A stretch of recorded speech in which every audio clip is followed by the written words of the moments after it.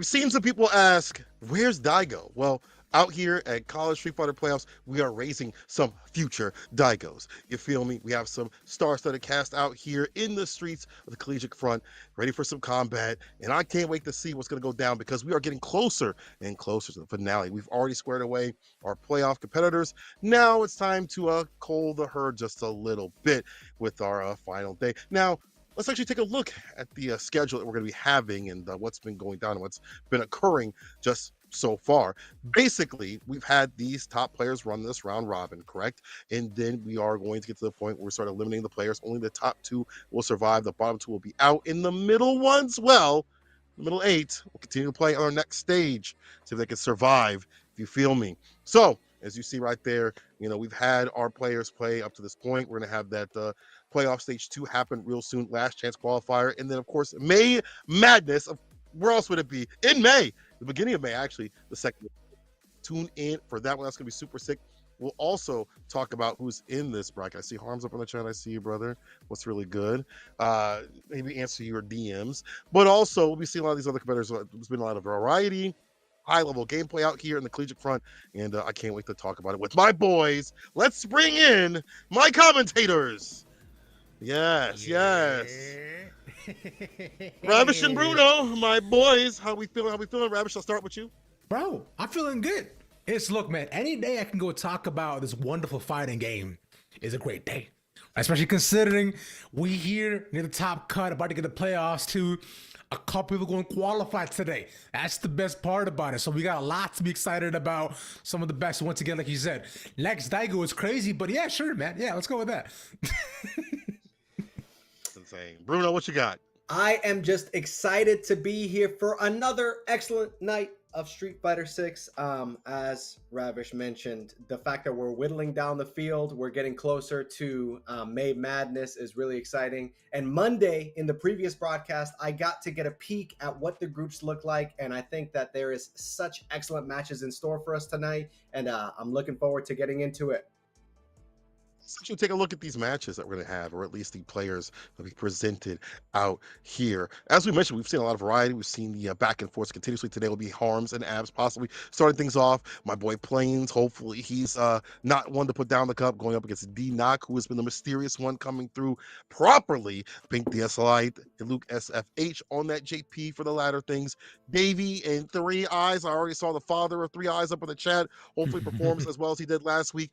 Qua going up against Silver, Rupee, and Abyss going up against Yada. Now, this again is going to be a lot of players coming through, a lot of variety. We've seen some switch ups for the characters. I'm gonna start with you, Ravish. Who are you excited to see first? Look, man, I'm always rapping it for the boy Silver Rupee, right? Where we can. He's seen it, and we have seen him a lot throughout a lot of these broadcasts too. And what I'm also hoping for is we get the Yada run back, because last time we got here, Yada, did nada, you could say. So I do want him to, get his redemption, bro. Fight back, fam. That's it. That's all I want. Easy to say. Bruno, what's up with you, bro? I am looking at Luke SFH versus a Pink DS Lite as like the highest octane match that we're going to see this evening. They're all going to be excellent matches, but we have seen from Luke SFH a really secure, solid play style, and then a Pink DS Lite is like 257 milligrams of caffeine in the Kimberly gameplay. So I'm really looking forward to that one. It's definitely going to be a banger. I think they're all going to be bangers. I'm personally excited to see what Three Eyes does. He did well in a matchup that's not good for Guile and was able to come out, I wouldn't say unscathed, but definitely off the better right there. I'm also willing to see what Plains going to do. I feel like when we saw him on the Jamie, he was way more solid than what he was with his counter picks. So I think running with the character that you're more used to and more familiar with is going to get you through, even in bad matchups. It looks like we're going to be running the Harms and Abs match first. And to do that, before let's take a look at what Harms has been up to.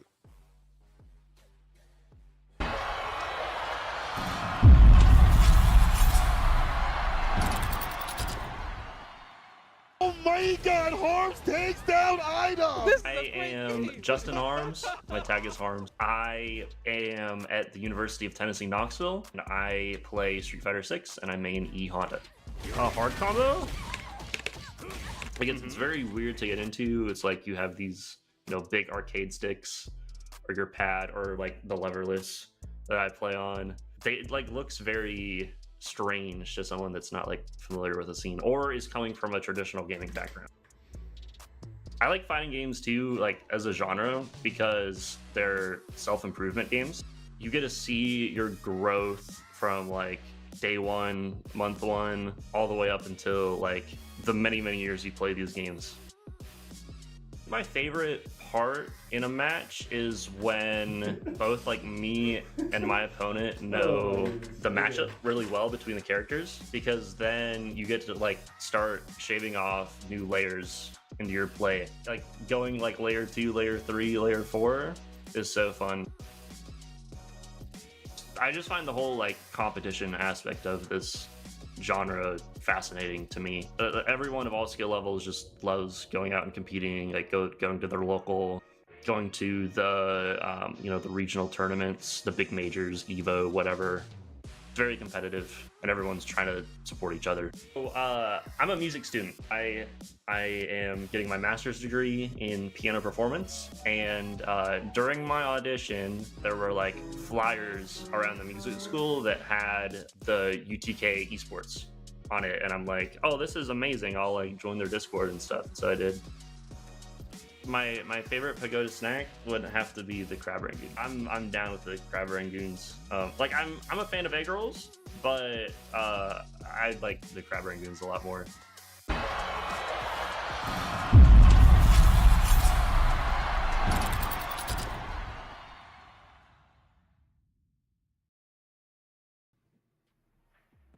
We're back. Hopefully you enjoyed that video and that familiar voice and one of those. Honestly, I'm gonna be real deal. When Harmsby item I was popping off, I was like, Item, you can't even answer. That's crazy, bro. Can't even answer Honda. That's insane. But that was really when I met Harms and saw that potential. He's a very good cat with the Honda. He's got other characters, but I think he is the man with the hands, and that's what he should stick with. Yeah, he is. He is quite nice. And man with the hands, you can put down the butt slam here as well too. But like you're saying, it's gonna be a grand old time. Always love seeing a good Honda as we'll hop at the stage too, and especially considering there's a lot on the line here for Harms, a lot of prestige ready to be earned, I would say. Yeah, really close to qualifying for May Madness. And then you saw the leverless. I think I heard correctly, but it was a master's degree. Harms is pursuing the master's degree in music performance. It stands to reason that he would be on the SGF leverless, keeping the leverless train going. So I really think that this like new cadre of players are really exciting, and I'm looking forward to seeing what they are able to accomplish. That's the SGF, by the way, the device people out there. My boy Matt doing a lot of work. If you guys want a small controller, still we got there's ways to play. If you want like a leverless controller, all that stuff, just in general, you can pick anything at this point when you're playing in the modern era. Back in my day, all I had was a dusty controller missing an R2 button, or I had to go to the arcade and the buttons ain't working, bro. So I'm glad I can pick anything nowadays. I can play a control. I can play on a dang racing wheel now, bro. Let's somebody go. Somebody shove Grandpa back in his chair, bro. He's talking too much about back in his day type stuff. I don't want to hear none of that right now. I bet you play on a bro. mouse and keyboard. I bet you use a mouse and a keyboard. But you don't even know what a CD is. Okay, all right, Gramps. First and foremost, bro, well, I need you to know I used to use floppy disk, all right, when I was growing up. So I don't want to hear none of that. All right, okay, all right. Now get back in your chair because we got guests over. All right, yo, Abs, Harms, what's up? Yo, it's good. How we feeling, bro? Yo, Harms, let's start off with you, bro. Yo, how's that music degree? Yo, would you find that the music degree helps with just the tonality and the fingers that you play on your levelless, bro? Saw that like fighting games use leverless controllers. I love that because it's just like a glorified keyboard. So I'm basically just playing piano at the computer screen. So it's really ergonomic too. I like it. Fits the hands. It's great. That's so sick, bro. Everybody's typing in combos. My man's playing Bach, bro. I love it. You had the Ryu gameplay last week. It didn't turn out how you were hoping. What adjustments are you going to be making this week to try to get the dub? No adjustments. Just play and see how well it'll go. I like it. I always want to play energy. Well, first of all, Abs, first, I gotta say, love your beard. It's looking as beautiful as ever. Harms, I guess your hair too. That's great too as well. So at this point, that's what y'all to play because y'all gonna get hungry to fight. So, all right, get out of here. Get him out of here. Good luck, boys. See y'all. Yeah. All right. Good luck. Good luck. But I need some predictions real quick. Ravishing, I need to know what you think. What's gonna happen in this match? Harms. Who you got? Hey, whoa! Hey, whoa! I'm playing. Now, I'm by playing. That's proxy, way too quick. by proxy, no, you just gave it your turn. No, I'm just kidding. Go ahead. I'm messing with you. Go ahead. I never Talk got to me. it. No, I'm sorry. Go on. I like. Why you think Harms? Yeah. Why you think Harms? Talk to us. Why you think Harms? Talk to us. Contrarian? I'm here. Am I here? You hear me? We hear you. Okay. Oh yeah, Rabbits. Go on. Why you like Harms so quick? Okay, Why you like there we go. Harms? Yeah, all right, cool. There we go. I was just saying, look, bro, just the way like Harms talked about just a symphony of it on his keys, right? He talked about how well he could run on the level list as it's second nature to him. And honestly, from what I see from Abs too, I just didn't feel super confident going because I want to root for him after Ryu. I do love Ryu. I play Ryu all through Street Fighter 5, so it's like seriously, like I was hoping he made a comeback, but I just didn't feel just that gravitas out of him. I don't know. He just didn't make me believe. That's all. To you, it's Like gravitas. To me, it's like Abs is coming in with a chip on his shoulder, ready to play, ready to put everything on the screen. So on that aspect, I got to give it to Abs. Harms is a tough mountain to climb, though. Harms is currently undefeated in the group stage, so it's definitely a mountain to climb.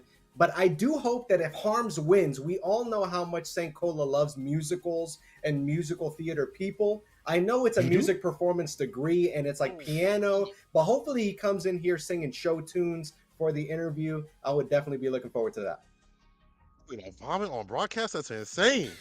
You know I'm a hater of the arts. I saw what I saw. I'm not a Drama hater kid? of the Oh, Street hell Fighters. no. You know what I'm saying? I do like me this match. I don't get to see it that often, but generally when I hear the Honda players speak about it, they don't like it. The fireballs keep the character on continuously, and I think Ryu has some really good buttons, and that's a matchup that is one of Honda's worst. However, Harms has dealt with worse in the past, whether fighting Idom or other players and things like that. So we'll see. What happens on paper doesn't always happen in the match. Speaking of the match, I'm gonna let y'all get to it and discuss. Bye. See you. I think saying the words "I'm a hater of the arts" is so funny to say on a collegiate broadcast. Just like blanket statement, I'm just going to put it out there. I hate all the arts. No further explanation. That's it. Nothing. Everyone, you getting an arts degree, I don't like you. Y'all hear that, bro? St. Cola doesn't mess with you. Me, I like y'all, bro. In fact, one thing too, I also like musical theater. I did a play twice in my life. I've been in Into the Woods as a narrator, but I was still in it. Don't get me started. Don't get me started. We're talking about art. We're about to see art on the screen with the Ryu and Honda matchup, but let me hit the did I abuse her or show her disdain? Let me stop. Into the Woods is fire, bro. I'll rock with Into the My Woods. man I'm a lover started of the to arts. hit that. I was there. I like that a lot too. And personally, hey, my brother, we do have to see who goes ahead and comes out on top, because I know to get the perfect score, a man like Harms is not gonna give away his shots. Well, I mean, don't get me started on some Hamilton, because I'll go. I mean, we could do Hamilton all day, baby. But like you mentioned, Harms going into this match has the potential to go perfect in the group stage, and Honda is just one of those characters that can be so like, if Honda is able to get his game plan through, he'll just trample over you. It's hard to anti-air, it's hard to get in.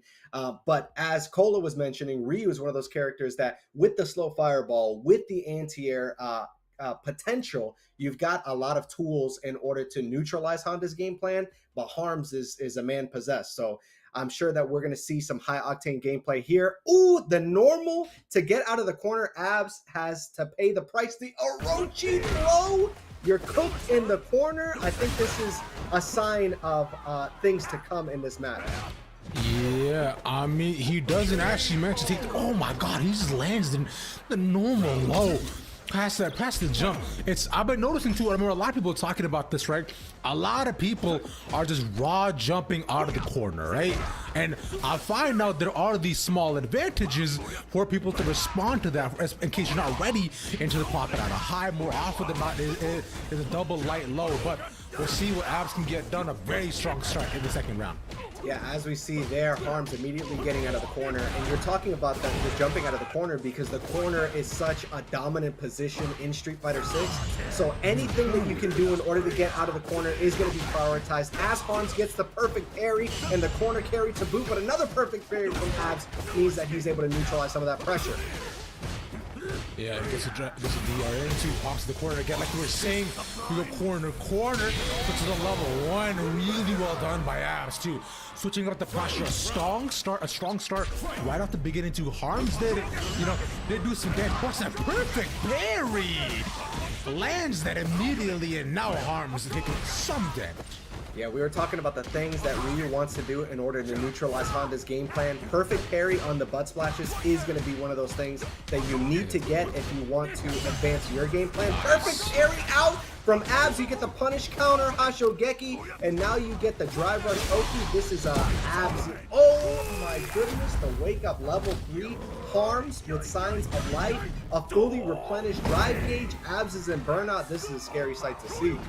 Yeah, this is a rough time right now. Abs could get potentially, could take some shit, but he's going on the offensive. He's not letting even get a chance. Blocks the low, does it again, but gets yanked here. The OD butt slam, but level 1 again to push him off. Now with this, Abs almost has a game. He can't do it, but he has enough life to save himself and get the first. I cannot believe that was game 1. You saw the level 2 on wake up from Abs, just kind of panicking, but able to get it, and then immediately when the drive gauge is replenished, immediately going for the DI. That's got to be something that Harms is going to take note of and approach a little bit safer. Abs was going unsafe with a Hashogeki pressure on burnout, and now Harms is going to go with the safe pressure. I can guarantee it. Because he knows that with all the butt slams, right? It's not gonna work out. It's gonna perp PP every single time. So you saw that as well too. Goes past it, gets the stun with the DR, and he'll eat all those hands. 8 trigrams, 12 palm. It gets out the corner. Hashogeki stops it again. Number 1. Ooh, eat that. And that is a classic reaction. Harms is a player that has played the modern control scheme in the past, but we do see the young man reactions coming out of Harms. And then earlier in that round, you saw the tricky stuff with the drive impact attempt in the corner as Harms able to land the Orochi throw. A little bit tricky gameplay coming in this game too so far. Yeah, I like the mix that he's going for, right? Because Harms, he says that, ooh, as he answered, he's showing the potential that he's down to put the bust him a bit past him to actually get the throw. So he's making Abs second guess whether or not he wants to parry and just leave himself open like that. Nonetheless, for now, though, Harms and burnout to block whatever he can, do a good job of it. All the way through level 2, gets his bar back, just barely enough. Abs as well. Level 3 available if needed. Oh my god, and that's going to be level... Oh, Harms not building the level 3 quite yet, but going for the OD headbutt is... Oh, that could have been death, but Abs still able to get the OD DP to get on the board. That was a panic last-minute decision, and it worked out in Abs' favor. And the whiff on the grab to try to go in for the Orochi right before that to finish off the round he couldn't do with just a sliver of health. Harms, what you did cost in the round, but for now though, finding some good counter options. Against Abs, just slow pressure in the neutral. Dosque as he pushes him back. Yeah, one thing that I want to see from Abs is going for the anti-airs. He's got such a strong DP, the classic Street Fighter 2 DP from Ryu. And on the jump-ins, you see Abs going for the perfect parry attempts. You need to get the DPs unlocked if you're going to defeat this player that is currently 4-0 in Zeus. Level 3 from the side of Harms. Will it kill? I think this kills. I think he is low enough with the way he's being pushed out, right? It's not a critical, just barely with a sliver of health. It's all he needs. But Harms, let's make sure not to get greedy. This round could switch on a dime. The SCA and the slow drive all the way at the end. He stayed in that stock and that bun takes him.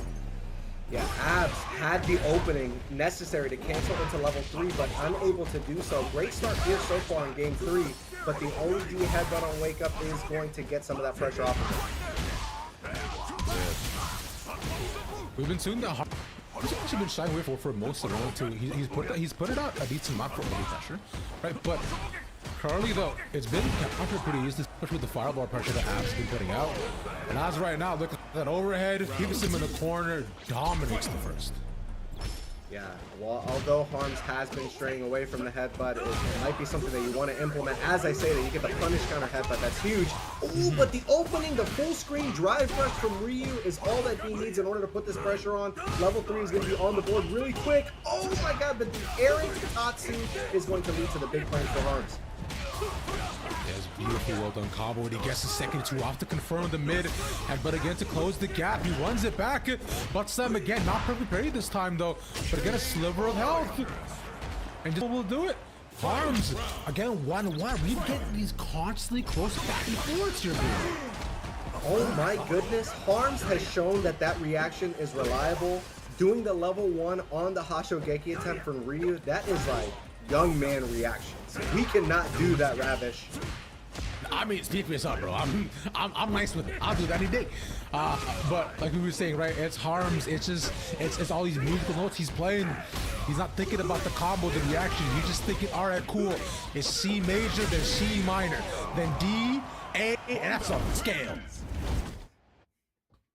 I can't even, like, I don't have the mental faculties to keep up with you right now. And Harms, in the same way, I do not have the mental faculties to keep up with the beautiful music that Harms is performing on screen right now.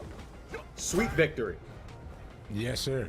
Indeed it is. But right now, nobody SpongeBob, nobody Patrick, nobody Slatu. Everybody smart with it. But Ronaldo at Harms once again starts it off strong. Off of a small opening again. And Habs is giving him the O, but start with the pressure fireball to keep him away, but it's just not enough though. Harms is finding every small opening against Habs. And Harms is poised to go flawless in the group. Abs with some signs of life. There are a couple of moments there where there's a lot of pressure from the Ryu as he's able to get the anti-air. That's one of the things that I needed him to do if he was going to equalize this set. Oh my god, just a random sweep is able to land, and now you've got the Hashogeki popping you up. That's a lot of corner carry. But Harms is really close to getting this 3-1 victory, and it's going to be 1 or 2 more interactions in order for him to do so.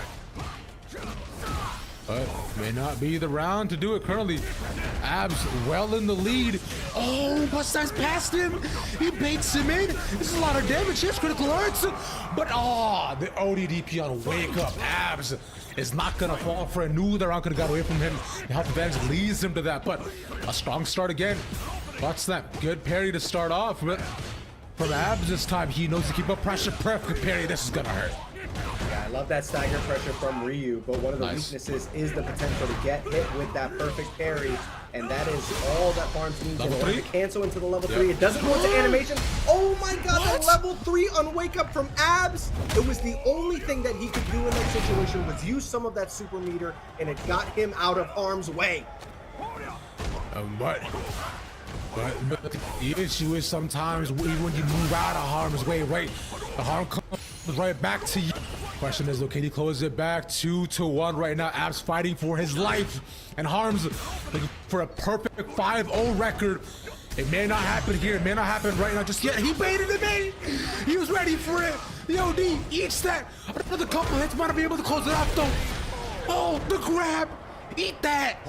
Right in your face. A 5-0 for Harms.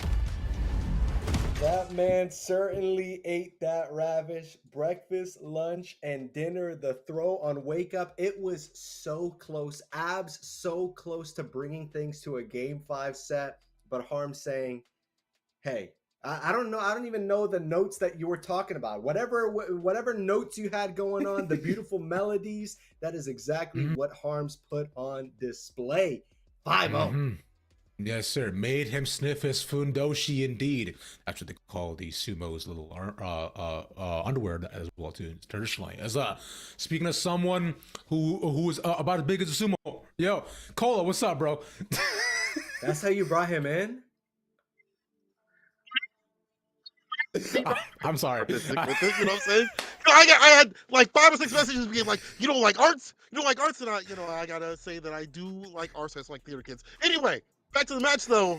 Harms put on a beautiful display of Hands of the Man. I really like what he did against the reversals that were happening. Ryu player Abs kind of waking up with ODDP in the super. Unfortunately, waking up with super like that leaves you in burnout. That means you have more limited in your options right after, and Harms took well advantage. Obviously, the scramble scenarios weren't the best, but Harms was able to stay solid overall. Really good stuff with the buffers and the mediums and things like that. Harms played that very well, and I gotta give him credit. Harms, let's talk to you, brother. How you feeling about this spotless record in terms of games? Mm-hmm. There's no more because of one such JP player in our pool, but it's okay. Oh. Oh Yeah, so no! we got there's a lot of competition, but no, I'm feeling good about this win. I only have one more match to play, so hopefully I do well on that, and then we're cruising to 6-1, and that should get me a spot. So Okay, okay. yeah. Yeah, I do like that too. Now, Cola was also big enough too, which I noticed a lot too. It's like was just a small adjustments you made, right? You noticed that you were getting red early, right, with the butt stamps, all the perfect parry, and you also went ahead and adjusted those a bit. You were all right, cool. If I can't go on top of you, I'll just go right behind you, right? So small adjustments that you made across the board. Where you find that it was decently easy to read, or were a lot of those like moment of the fly reactions that you made just just conditionally? Yeah, I think something I should have adjusted better to was like the DP after the Hashigeki. I was Mhm. getting torn up by those, so I think I should have adjusted to that earlier. But yeah, a lot of it is just keeping things tight with Honda, not letting them breathe. It's really hard to deal with this pressure. So and like finding the right balance between what's safe-ish against his options and then what will actually make it hurt um, on my offense. So I just played it pretty safe in neutral. I think it's best in that matchup. Just parry the fireball and lock him down. Oh, I Yeah. think one of the keys to your success in that match was the reactions, like reaction to Hashogeki attempts. You got the level one. We saw that like 2 or 3 times. And then the perfect parry in the corner on the DI attempt. Is that something that you're labbing out to do the perfect parries, or how do you lab out those reactions? Yeah, so I have a lot of drills for these types of things, like fireball drills, perfect parry drills. But I like can't react to DI with my own DI. Like people that play me a lot know this. I just perfect parry it because the mental stack is like too much to actually think about the DI. So yeah, that's why you saw me perfect parry. And yeah, I definitely I don't even know if I would have lived had I counter DI'd in that situation. So it helps me not have to think about that. Yeah. Love it. No, because I mean, there's many moments where maybe you want to save your bar, or like that's like a last chance sort of moment where other players have faltered and died and not been able to DI back or whatever it may be, and you have a perfect parry, and then you get like a quick throw or whatever positional advantage, whatever it may be. Also, I gotta say, you set this up nicely. You did this knockdown when you were on the left side of the screen, where you got like a hard knockdown, able to side switch with the butt slam, try to go for like an overhead, and he parried the first one. The second time that you side switch with the butt slam, you went for a command grab to end the entire game, and because he had been tapping parry on that opportunity, like waiting for you to press a button right after the like tap parry, you caught that. That was very smart stuff. I gotta say, your knockdown scenarios and setups are pretty nasty with the character. Thank you, thank you. Yeah, that's something I picked up on. Like a lot of players will pick one option in scramble situations, and a lot of times those weird cross get angles are one such situation where they're going to scramble. So parry was Ab's option of choice, and I punished that. Fair, it's fair. I mean, it's Yeah. option choice for a lot of people. We all match parry out here. We all die when we match parry too as well. Good stuff, Harms. We'll send you on to your next match. Let's see if you can keep up that same sort of energy. But you are going to be in a very high spot, so congrats. Thank you guys. Have a great rest of your night. Yeah, And you you too. will. You too. You Bye. too. Well, that was Harms, people, and he put hands on Abs. But honestly, Abs did a great job. I think on his side of things, his Ryu was not that bad. It's just that Harms had labbed out so many things, and I feel like Harms is also a traveled person. We see him at a lot of offline tournaments Mhm. for DreamHack and stuff like that. He goes to the Combo Breaker and stuff. And I've seen him a lot of places the past couple of or past year, I should say. So he's definitely got that work in. Indeed, he does, right? And again, we talked about all the time, right? Go to your locals, go to your majors, whatever you can, however you can, right? Just because that kind of offline experience is absolutely irreplaceable. And again, Arms too, also Grinder as well too. So we definitely can we definitely cannot discredit that. But nonetheless, great gameplay. Yeah, I think that going to offlines, getting a lot of reps in is super necessary. But I also want to highlight the fact that Harm said that he does a lot of drills. He's practicing these things. If you want to Right. reach that higher echelon, there's like two key components to me. The first thing is really believing that you can get the top eights, that you can get out of pools, that you can like meet that competition at the level necessary. And then also lab the situations, like spending the hours, not in ranked, but you're in the training mode doing some of these drills. That's what it takes. You know what? I'm going to give the people at home a second to go find their locals in the offline tournaments because there are a lot coming up. We'll take a short esports break, but when we come on the other side of this break, we'll have more collegiate Street Fighter coming right at you. Don't go nowhere.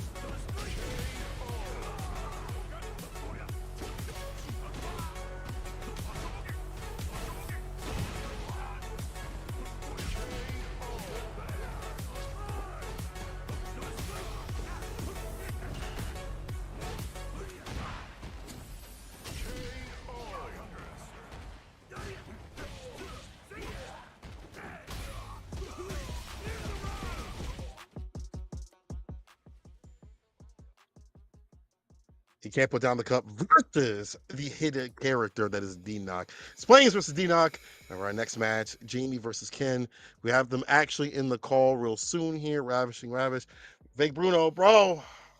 We have some good matches. We don't get to see Jamie a lot, do we? No, we don't. And I remember last year, you kept talking about how this man don't drink enough. You kept saying, brother, why are you not picking up the glass?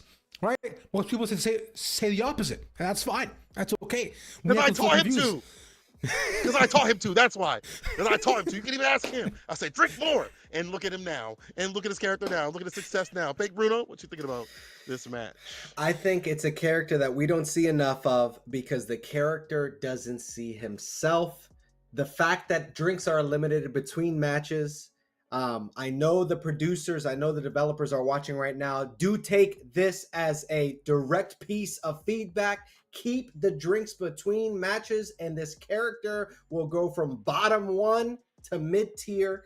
And I'm hoping that Plains 47 is able to put some good gameplay on our screens. God, I'm so glad you're not part of the battle adjustments, because that character be nasty. Level 4, Hell Jamie, no. would be insane. You know, we can even Yeah. ask Plains. We actually have them in the call right now. Plains, my friend, how you doing? What's up? Isn't here, yo. What's Yo. good? And of course, D-Knock, how you doing? Hello, I'm doing amazing. Okay, Yeah. good. Okay. All right. First questions for both of y'all. Plains, how you feeling about Jamie? And D-Knock, what I want to ask you is how you feel about this matchup. Ooh, how do I feel about Jamie? Coolest Yeah. character in the game. It's a shame he sucks. He- My bad. I should have never even asked you. My yeah, mistake. I forgot you Jamie players are like that. I forgot you. But I'm happy that it's you are the drinking a lot truth. more. I mean, it's a hard choice to make my character playable or give up Oki 4 times when I lose in 2. All right, D-Knock, let's think about this matchup real quick. So my main character is Ken, and Ken versus Jamie. I have a lot of fun playing against Jamie because there's so many things you can do with, like Ken's side and Jamie's side too. So I would say it's pretty fun to play. All right. Okay. Wow, I've never heard someone describe fighting Jamies as fun. You know, D-Knock Spoken like a true Jamie player. I like that. Hell yeah. Although Ken players are the biggest down players, Jamie players know their character is straight duru, and they're willing to say that it can be unfun when you're spamming heavy punch on someone's block. I appreciate that. I mean, There's it's a the same. Jamie. It's the same as getting mashed on. It's just I will give you that. Heavy punch just feels like more aggravating to get mashed on. It's like getting SPD'd. It's a valid mash option, but you're just like, man. I want to play the I game. appreciate that. That's funny. Yo, my question to both of y'all, as what Cola was saying, and Bruno was too. Do you think Jamie should keep his drinks between round? D-Knock, you go first, bro. I think that's a tough question. I think you either finish with 4, you should start with 1. And if you end or it's a tough question. Fair enough. Plains? So it's like I kind of hate that change because I feel like that just goes against what he's designed to be. It's like for Jamie buffs, I'd rather they just make what he unlocks better because I think his biggest issues is that he unlocks these tools that are just worse versions of tools that other characters get for free, except for command grab. Command grab is definitely worth, but like dive kick, Bakai, that's not really worth it. The target combos you get aren't that much worth it either. Pretty much only like light target combo, and I would say right now DJ has a better light target combo than Jamie. So I agree with this. They should pull it down where like what you get for the target combo in like the first level is brought down to like level 0 or something like that. Maybe that would be helpful for him. I would Or also maybe be more. down to just lowering the max strengths. 4 is a little much. Also 3. Ooh. Yeah. 3 is kind of crazy. Well, this all being said, it's Street Fighter 6. So as we talk about Jamie being weak and all that, He gets those Street Fighter 6 if he does get those drinks. He's been given the ability to drink and be meter positive depending on what happens. So I want to see what happens right now. I'll let y'all get to the match. Get on out of here, boys. Go squabble up. Good luck. All right. Well, wow. Squabble, that's funny. Just it's, man, I'm from Toronto, bro. It's a bad time to just be from Toronto, I'll be honest, bro. It's actually, it's yeah, been it a is. bad year to be from Yeah, Toronto. y'all It's been a hurt. bad Y'all 2 hurt. years, yeah. It's been bad. Y'all do not ask me what I cosplayed that 2 years ago, bro. Don't do it. I won't answer. Anyways, on the wrong side of history. Street Fighter. I love fighting games. Yes, let's talk about that instead. Pulling it back though, all we said about Jamie is correct. I think there are some weak points of Jamie, and obviously Ken is Ken, and he'll get that win condition a lot easier than Jamie. Jamie has some things that he could do, but this new season he could drink and be meter positive after combos, so he can spin drive rush and still have meter right after, depending on what he drinks right after. He has been better off than what he was in season 1, where his dive kicks just did not work, and they would get checked and challenged by damn near anything. And the way the meta has shifted, it's allowed for things to be less scrambly and less oppressive. He is probably one of the weakest characters. I would say he's the weakest. I'd probably say Marisa's weakest, but he's definitely a viable enough character where I've seen him in top 8s and things like that. Zafreen and the likes have let him cook. So, with that being said, I think this will be a matchup that, don't get it twisted, Plains can still win, even though he downplayed his character a little bit. Don't downplay him. He is fantastic. And in fact, I will let you boys cook. Bye. It's going to be a fun matchup, that's for sure. And I think that along with Cola's point, this character, Jamie, has low forward drive rush. And that is like Street Fighter 6 is built on that foundation. And if your character, regardless if it's not that cool, and as I said, you got here from Plains, but D-Knock able to use the Jinrai to get the pressure out of the corner. Just barely though. Plains able to just hop it right back in there, gets a third drink off as well too, and lands right in the corner. You know what? I think I got it. I think Jamie should only lose 1 drink per round that he switches. That's it. If he makes it to 3, next round he's at 2. I mean, that's the only fair way to do it. Anyways, Capcom hit up my line. Unless for now though, been a tough day for Plains and a tough round. Might need to get some drinks in himself just to forget all that. Ooh, continuing the Rekkas, and D-Knock was pressing some buttons. That kind of gives Plains some space here to get that game plan started. But that's a surprising first round from Plains. D-Knock is a surprising player. We don't know much about, or we didn't know much about D-Knock's gameplay. And now you've got the level 3 cancel. That will be, if not a dead Jamie, a very near dead Jamie. KO secured from the side of D-Knock, but we did not know that much. We were unfamiliar with D-Knock's game, so the fact that Plains was able to take that first round pretty decidedly is it just goes to show that Plains is here to do some work. Yeah, I do think it's interesting that both rounds so far have been like really just kind of one-sided between the two of them, but oh my god, he put it out first hand. He thought he might have had it. James Plains stuck in the corner, but Slow Magic gets a good damage back. Perfect parry though stops him, but no counter options past the D-Knock. No punish, so leaving Plains A-okay with just under half his health. No, D-Knock is different. I feel like the theme of tonight so far is those reactions. Going for the DP on the level 1. I've never seen that work before, and D-Knock is clearly studied with this character. As I say that, Plains getting to level 3, not quite in CA, so there's going to be an extension here. But with 1 drink on the board, it's not going to be the most damaging combo on the table for Plains. One more interaction. Yeah, I know. It's just not going to do enough at all, too.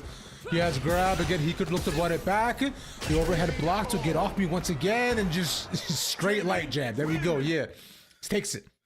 As many super moves as you've got in Street Fighter 6, there's nothing like a good duff to the face.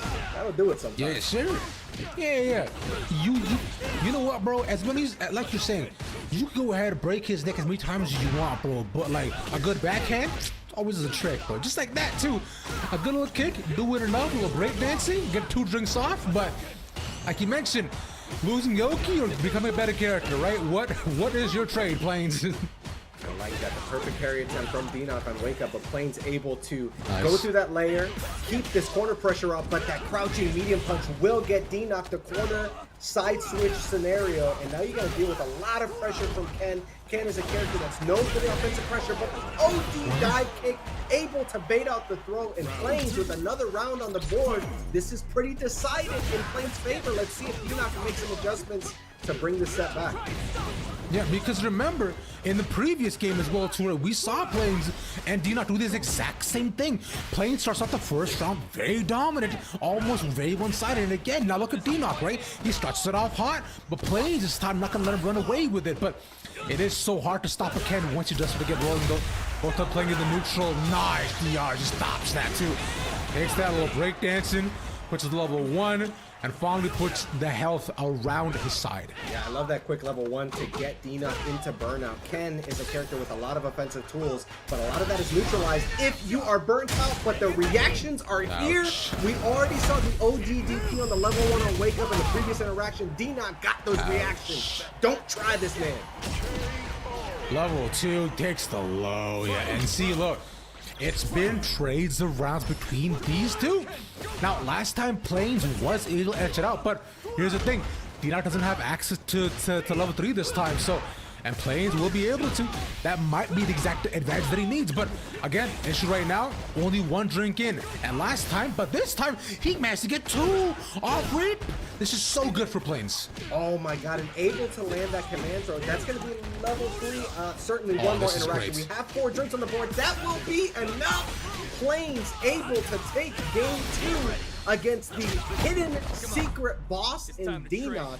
Let's see if Plains can build upon this momentum to take things. Will it be a 3-0 against the hidden boss? I mean, that's the crazy part, because like we were saying, like, D-Knock was 3-0, sorry, or 4-0, I mean, so coming into this game, which is crazy, and Plains was, you know, mashing down Plains' character, thinking, man, I'll play Jamie, this character sucks, I can't do nothing, but he's found slow, calm, and cool advantages, and already he's at 2 drinks. This is really impressive from Plains. Plains just really sniping it out and able to get, once you get those sweeps and you get those drinks on, if you can find a reliable way to get your drinks in, this character becomes much stronger. And Plains was speaking very modestly about the matchup, but Plains really putting on the pressure here. The command throw, we don't have the optimized combos, but another command throw will put Plains on set point. And act like you will get command grab, bro, twice in a row. And Plains again this time, trying to create the same space that he had previously, but this time with D-Knock is not gonna let that pressure. Remember, this is what Ken is known for, but unfortunately D-Knock has not been able to build up any of that of his own, and it's blocked. He read it. He will eat all these hands and free at the same time. Plains has read D-Knock's mail. He has his number. As I say that, D-Knock able to get the decisive back throw. And this is huge. You're able to get the anti-air. But even if you get around on the board here, D-Knock, you're going to have to do a lot of work to equalize. That's going to be... Oh, I thought it was going to be level 3. I mean, not even matter though, right? Push out the OD on the right off rip. 2 critical art available for Plains. Blocks the low, but the grab is enough to push it backwards. Still, both of them, a lot of resources trying to test both their limits. And just the overhead, it's just enough. That was so scary. Ken with only like a whiff of health left. If there was so much as a sneeze, that Ken was going to die on screen. And the overhead, sometimes all you need is a good duff, a good overhead to secure it. That is incredibly surprising. A character with such a limited game plan like Jamie. But I mean, we see it from Plains. If you put that character in a competent operator's hands, they're going to do some work. Indeed. And speaking of incompetence, we got Saint Cola on deck to talk to us about that match, bro. Saint, what's going on, brother? So How you feel I'm about nothing but competent because I was the one that told Plains to drink more. So thank you very much. All of his victories are credited to me. No good stuff for Plains. Honestly, he was able to get the drinks up as much as possible off the OD palms with the dive kicks continuously. And that was one of the biggest wake-up options that Catch D-Knock continuously going for like dash up throw or button or whatever it may be.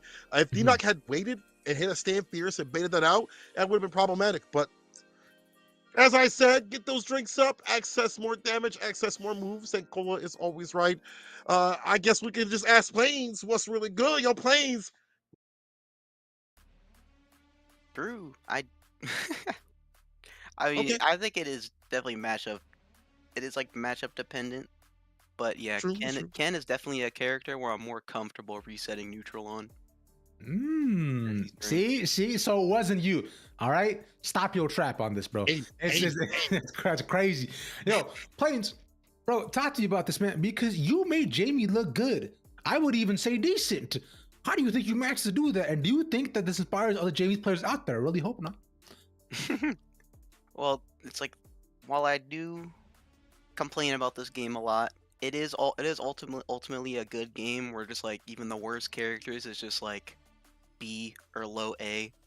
So under the right circumstances, anyone can really win. So I guess it's just a matter of time before the right Jamie player comes along and wins Capcom Cup and Evo and everything, or even makes top 8 once. Could Could be you, bro. Oh, no, it was a top 8 at TNS multiple times by Zaffarino. So let's be so real. Let's be so real. It's TNS though. No disrespect to TNS, but there's a billion of those. It's bound to happen at some point. Not the It's- Evo Award winner. Okay, I need to see you enter. Plains, if you don't enter, I'm gonna get at you. I'm gonna be in your DMs and be like, where you at? All right, go on, Big Bruno. I said my piece. All right. I saw that you were able to get the sweeps into drink Plains. What do you see from your opponent to feel comfortable enough to go for such an option like that? Obviously, that's part of Jamie's kit. That's like one of the big ways that you get the drinks in. But as you're thinking about getting drinks, what makes you comfortable going for some of those higher risk options? I'm constantly watching for feet. All right, I'll stop pausing. But I was gonna say, like, why do You we know. pause? Well, go on. But you know, Plains. I'm always watching to see if they're just walking a lot in neutral and not really like blocking the low, because it's like sweep is pretty much the freest drink I could get until I get like overhead target combo. So that's just a big thing that I look out for, is if they block low in neutral, because then it's just a free drink. Love it. I like the game plan. I like the game plan. I like your game plan. I don't like what you're into, but I do like your game plan. I do like the fact that you are drinking a lot more. Hey. Congratulations, Plain. You took down the hidden boss, and we'll see if you can secure a spot at the finals. Hey, we'll see. All right. Have a good one. And oh, you finished ninth at TNS. Good job. Okay, so we did finish ninth at TNS. Well, tell them to enter again, as all of you should, and all of the online and offline. Y'all make sure y'all enter. But anyway, Ravishing, let's talk real quick what you thought about that match. I thought, man, I had a great time. Right, again, like I was surprised by the caliber at which that Plains played.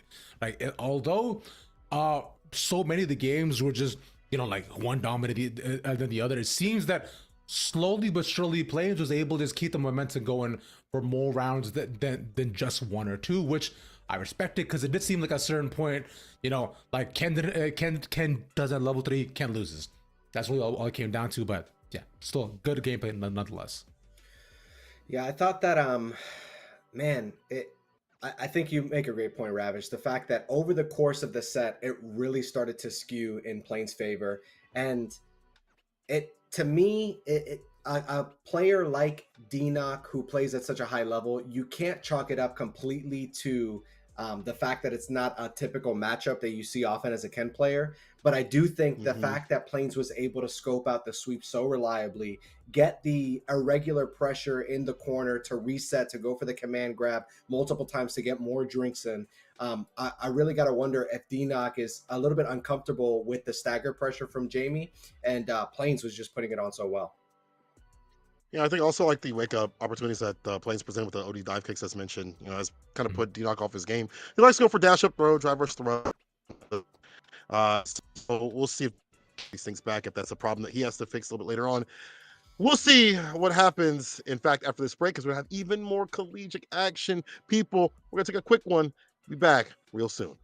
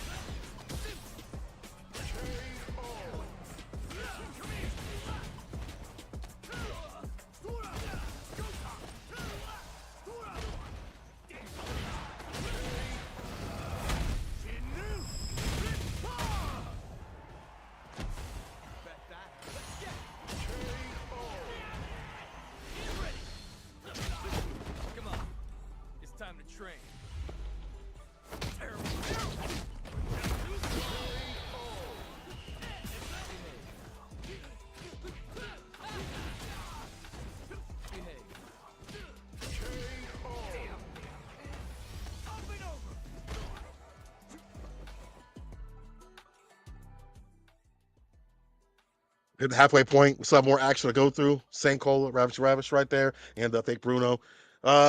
Ravish, Fake Bruno. Hi. Next match. What y'all Hi. think about it? Start with you, Ravish. I like it. I like it a lot. Look, these are two players that I've seen go in, day out, right? Okay, These are two right. players who I've seen on server myself, right? Because we talk, these are two players, this is one person who I had growing up, right? My boy Pink DS versus Luke SFH. It's a classic matchup. It's a one for the ages. I like it. 10 out of 10. 10, all right. Fake Bruno, do you agree? I gotta agree. The fact that we've seen these players since the inception of these esports U collaborations with Capcom Fighters, and then CFGC in like the preseason and the fall of 2023, we have watched these players evolve. We have watched these players attend the larger tournaments, like their first tournaments, and have breakout success, making top 96, making top 32. These are excellent players with a long future ahead of them in fighting games, should they choose to see it out.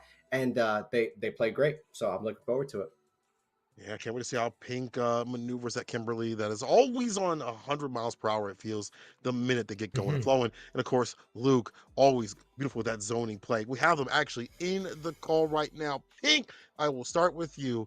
Do you feel a little bit more in tune with yourself than you did last time we met? Perhaps. I've already got two matches done today. I won both of them, and I'm kind of in a groove right now, seeing if that'll carry over. So yeah, feeling a little less random, I guess. There we go. I didn't want to say it, but you said it. Anyway, Yeah. Luke, how you doing, Luke? You feeling amped up and ready? It's a rough matchup, but Don't say that. Don't say that. I'm getting Always I'm both getting the sides. The excuses out of the JP way player before. hates it. The Kim player hates it. Oh, okay. Ravish, what you got to say, brother? Oh man. Yo, Pink, did you watch SFL like 2 days ago? Yes, of course I did, man. That's my motivation. That's my juice. That's my energy. That's everything that's feeding into me right now. All right, that's what I wanted to hear, especially a Kimberly player vibing. That's the place to be. Luke, why you got no lights in your room, bro? What's going on with that, man? Oh, it's late. Not even like I'm in the dungeon. I mean, bro, on the third day, God said let it be late, and it's the third match right now. So please, brother, turn on a lamp. That is all I ask. No, keep it dark. That's how you play. Like you just focusing only on the monitor. You're good to go. Yeah. They gave your characters back, both of you guys. Kimberly, they haven't given you OD Tatsu and Wake Up. Dude, the recent balance patches, they gave both of your characters back. Luke, how does it feel having a reliable anti-air with Crouch Fierce? How do you implement that into your game plan? And then after, I'll ask a Pink DS Lite. I mean, it's really helpful, especially with Kim being able to mix up jumps. But like during the dark period, you could say it was pretty hard to deal with any character who could do well in the air. I like the beef. This is a beef set. I'm glad that this isn't in person because we would have to separate you upon the completion of the set. A Pink DS Lite, how does it feel getting a hard knockdown with the slide? What does that mean? I don't know what you just said, dude. What is a hard knockdown with a slide? That doesn't exist. I don't have that. There's nothing to work with here, man. There's nothing. It's the same. It's the same character. It's the same game. It's fine. I'm playing the same game. Maybe sliding a little bit more. A little bit more. Wow, let's start talking about that Stan Fierce. That's absolutely insane. I can play there's a thing. There's a thing, dude. You know what? That Stan Fierce in this matchup is going to be really critical because I feel like that means less buttons for the side of Luke and his JP. Throw out the Stan Fierce and crouching medium punch. That side of the JP means you get the whip punish now, so a little bit more interactivity. So good luck against the fireballs, though. Now we will leave it to y'all to play it out in the match. All right, boys, let's talk while they go and get prepared.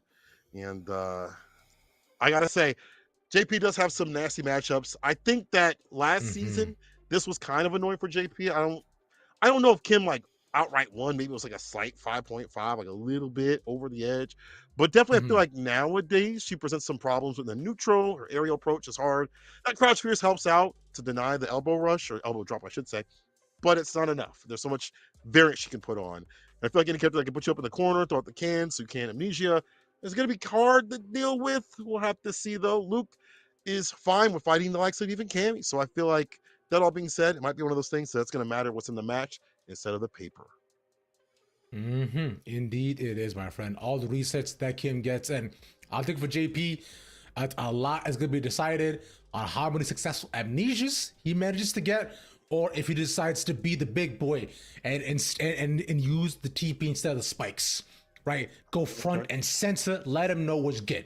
That's where I think where we will brawl. The funny thing about a Pink DS Lite is I feel like regardless of whether or not they were piloting Kimberly, it would be like it's really about not random, but just making very audacious decisions, playing very fast, playing like up in your face. And I really think for Luke SFH, if you're able to weather that storm, if you're able to take the pressure, take the throws, block as much as possible, and then get your openings when a Pink DS Lite's turn is over, then Luke SFH is going to end this set the victor. But if a Pink DS Lite is able to ram that gameplay style down, then it's definitely going to be in his favor. Luke better get used to stand medium and back medium punch of JP. Might be the best stopping tools, but don't get drive impacted. Anyway, I'm out of here. Bye. Yeah. But by the way, we should probably say bye to us too real quick because I believe the game is about ready to go, in fact. So let me go ahead and get on into it as soon as it is, in fact, my friend, because we've been talking about this matchup for a hot minute now, so we might as well, just go look and experience what it has to offer in just about a minute or so. From JP, we're talking Kim, and we're talking brazen gameplay front and center. As I say that, as they're both blocking, there's the amnesias that we're talking about. You talk about the amnesia and immediately paying dividends for Luke SFH. Ooh, but the neutral throw able to get the pressure off of that slide. And like I said, if Luke SFH is able to get a Pink DS Lite off of him, it's going to be good. But that stand fierce is going to lead to big damage in the corner. We don't have the drive gauge to spend, but able to extend with some of that pressure. Ooh, overhead does get blocked, but does lead to burn up for Luke SFH. And we were talking about it too, taking TP through the spikes effect, but unfortunately it cost him, especially within Burnout too. It's like a bold move by Luke SFH, but considering you are a JP and a JP in Burnout, you've got some tough choices to make. Nonetheless, though, for now, a good start for Pink, but we knew it was going to be a tough match. Nonetheless, the perfect parity. Luke should be nice to punish off of it. Yeah, that full screen zoning is exactly where Luke SFH wants to be. Luke SFH is a player that does like to play the rushdown style for JP, which is not typical. But a Pink DS Lite, man, to the untrained eye, the gameplay style is random, but it is practice. A Pink DS Lite goes for really solid routes, likes to mix up really well. So I feel like to the person that is a Street Fighter 6 doomer, it may seem random, but a Pink DS Lite is so well trained at the style. Indeed, yeah. You think you get tired of hearing JP say "now observe, bro"? I don't get him there at that point. To me, it's meaningless effort. It's his voice line when he goes into level 3. I'm like, I could die and never have heard that again, and I would be okay with it. I agree. But speaking of dying though, going to level 3, like you mentioned, Hoppus 1-1 in Burnout 2 gets the option. Will do quite a bit of damage and get his meter back as well. Luke saving his time, wants to go run it back. A decent life lead, goes right up front to get a round for himself. Yeah, going through that portal, there were a couple different options that Luke SFH could have gone there to take the round. Could have gone for the punish counter throw, but able to penetrate and get the round. Luke SFH showing signs of life here in game 1. Indeed, but TP's in though. Luke actually predicts it too. OD spikes to push that no portal through this time, but catches in the anti-air. And now Pink has a chance to possibly push it forward towards the corner. Luke again, struggling a bit with the meter, so plays it a bit safe. Gets to confirm the level 3. This is good for Pink. Yeah, that Vagabond, the special move into the level 3, that is like a key for Kimberly's success in this game. I love the run cancel into the throw. It is just like putting so much on Luke SFH's mental stack, and we don't have any drive gauge here. We barely have any super gauge. It's going to be a tough offensive pressure to neutralize from the side of Luke SFH. Yeah, and again, Luke and Burnout too. Oh my god, catch that here, the grab! And why not wake up? Really well played by Pink DS Light. Getting the reaction to realizing that there was a few options that they had to be able to close out the game right from their stance, or Luke would have actually got the meter back within a couple of seconds. Yeah, I think Luke SFH is such a thoughtful player. Going into this game, you got to imagine you're not going to see that many jumps. Pink DS Light has been absolutely crushing Luke SFH when it comes to going for the crouch fierce on the jump-ins. But as I say that, Pink DS Light with a commanding position in the corner, able to get OD Amnesia to relieve some of that pressure. Exactly, they just barely managed to get out of the corner too, especially having to use that off of the pain cancel. Use that for the reset right now. And again, landing stuff in Burnout though, but catch a spike at the bottom. Now Pink DSI is getting towards the bounce house. Get on the slide run tackle, but from here, that jump in covers a lot of distance, but it's simply not enough. Luke, a full bar back on board, but this is good. The run cancel again. Pink DS Light not gonna catch the overhead. This should be the game. A really great spend from Luke SFH, knowing that drive rush cancel was going to lead to Burnout, but that the cancel was all he needed in order to get the round. Yeah, but for now though, Pink DS Light stress it off nicely. What's the grab? Let's do it again. One more time. DR in. Not gonna get it. Oh, stops him right in the front. Forward and push him back. I love that. Yeah, but you're still in the corner. You're near Burnout. If you're Luke SFH, this is really scary. OD Amnesia on the overhead attempt is going to lead to the positional advantage for Luke SFH, but you're on Burnout. Kim has so many plus frames. Like I said earlier, the crouch fierce is absolutely killing Luke SFH, and it continues to do so. I mean, Luke using Amnesia once again. Manages to get on the corner and just barely before he gets his bar back, gets the stun out to Pink DS Light, using that to their full advantage to ensure that Luke just can't get away from that for free. As right now, though, both of them are level 3 available as an option. Double spikes. Luke wants to keep that distance and possibly find a confirm into level 3 possible. Yeah, keeping that distance exactly as you mentioned and going for the teleport. Pink DS Light certainly predicting that Luke SFH was going to stay at that distance, but able to go through the portal to get the punish counter throw. But here, Pink DS Light is poised to take the round. Dude, that's I think 4 times where Pink has managed to just raw jump over Luke, like predicting all these DRs which Luke has had, right? Just so often, just and managing, and with that too, with Luke giving Pink their back, so it's just easy to find what a Pink wants to get done. Yeah, I think that's a consequence of the fact that Pink DS Light has such great mix-ups on the aerial approach, and Luke SFH just kind of unaware of what to do when he's on defense. Push out to level 2, use the grab to just maximize the damage. So it's all being blocked. Those Luke maintaining, sitting nice and pretty. Maybe not for much longer. Does it again! Pink does it again. This is the 6th time. It's crazy. At level 3, the chop it off. Yeah, I mean, that's a great observation. The fact that he's able to call out the drive impact so reliably keeps a Pink DS Light in the game. One interaction, although it's a life lead from the side of Luke SFH, we are so close to a Pink DS Light clinching the round and getting on the board here 2-0. Oh my god, the counter hit pressure. You don't know when to press. You don't know when to press your jabs. And Luke SFH cracking, Pink DS Light going up 2-0. How many DS? How many times will Pink DS Light be able to recreate it? It is impressive in terms of reactions, but that is also the joys and wonders of Kimberly. As I think we saw not too long ago, and Mila see it again, gets the grab off in the air, the overhead to pop it forward, and Luke is eating that again, the double, do it again, a triple run cancel. Instead, blocks the low this time, but not gonna get the amnesia. Oh my god, it's just stopping the second. She gets ran through. That was a patented, like a trademark Pink DS Light round. Just absolutely ramming through the gameplay. And like I said, to the untrained eye, that can seem random. But, I mean, the wealth of options that a Pink DS Light is demonstrating and displaying, it just goes to show that when you don't know how to defend against this, you're going to be in Luke SFH's situation where you're just kind of dizzy. Indeed. Luke has won to back himself into the corner again. You know, realizing how dangerous it was previously, allowing Pink DS Light to get all these resets. Use that golf club to push Pink back further and further. Switching sides. 7 times. Now, Pink has been able to call Luke out on this. I've been trying to use the game pan as a reset of the amnesia, but look at that. I mean, gets the stun off. This is so much damage at this point. And a level 3 to finish it off in style. That observation about the DI, I think, is like, it just hits the nail on the head.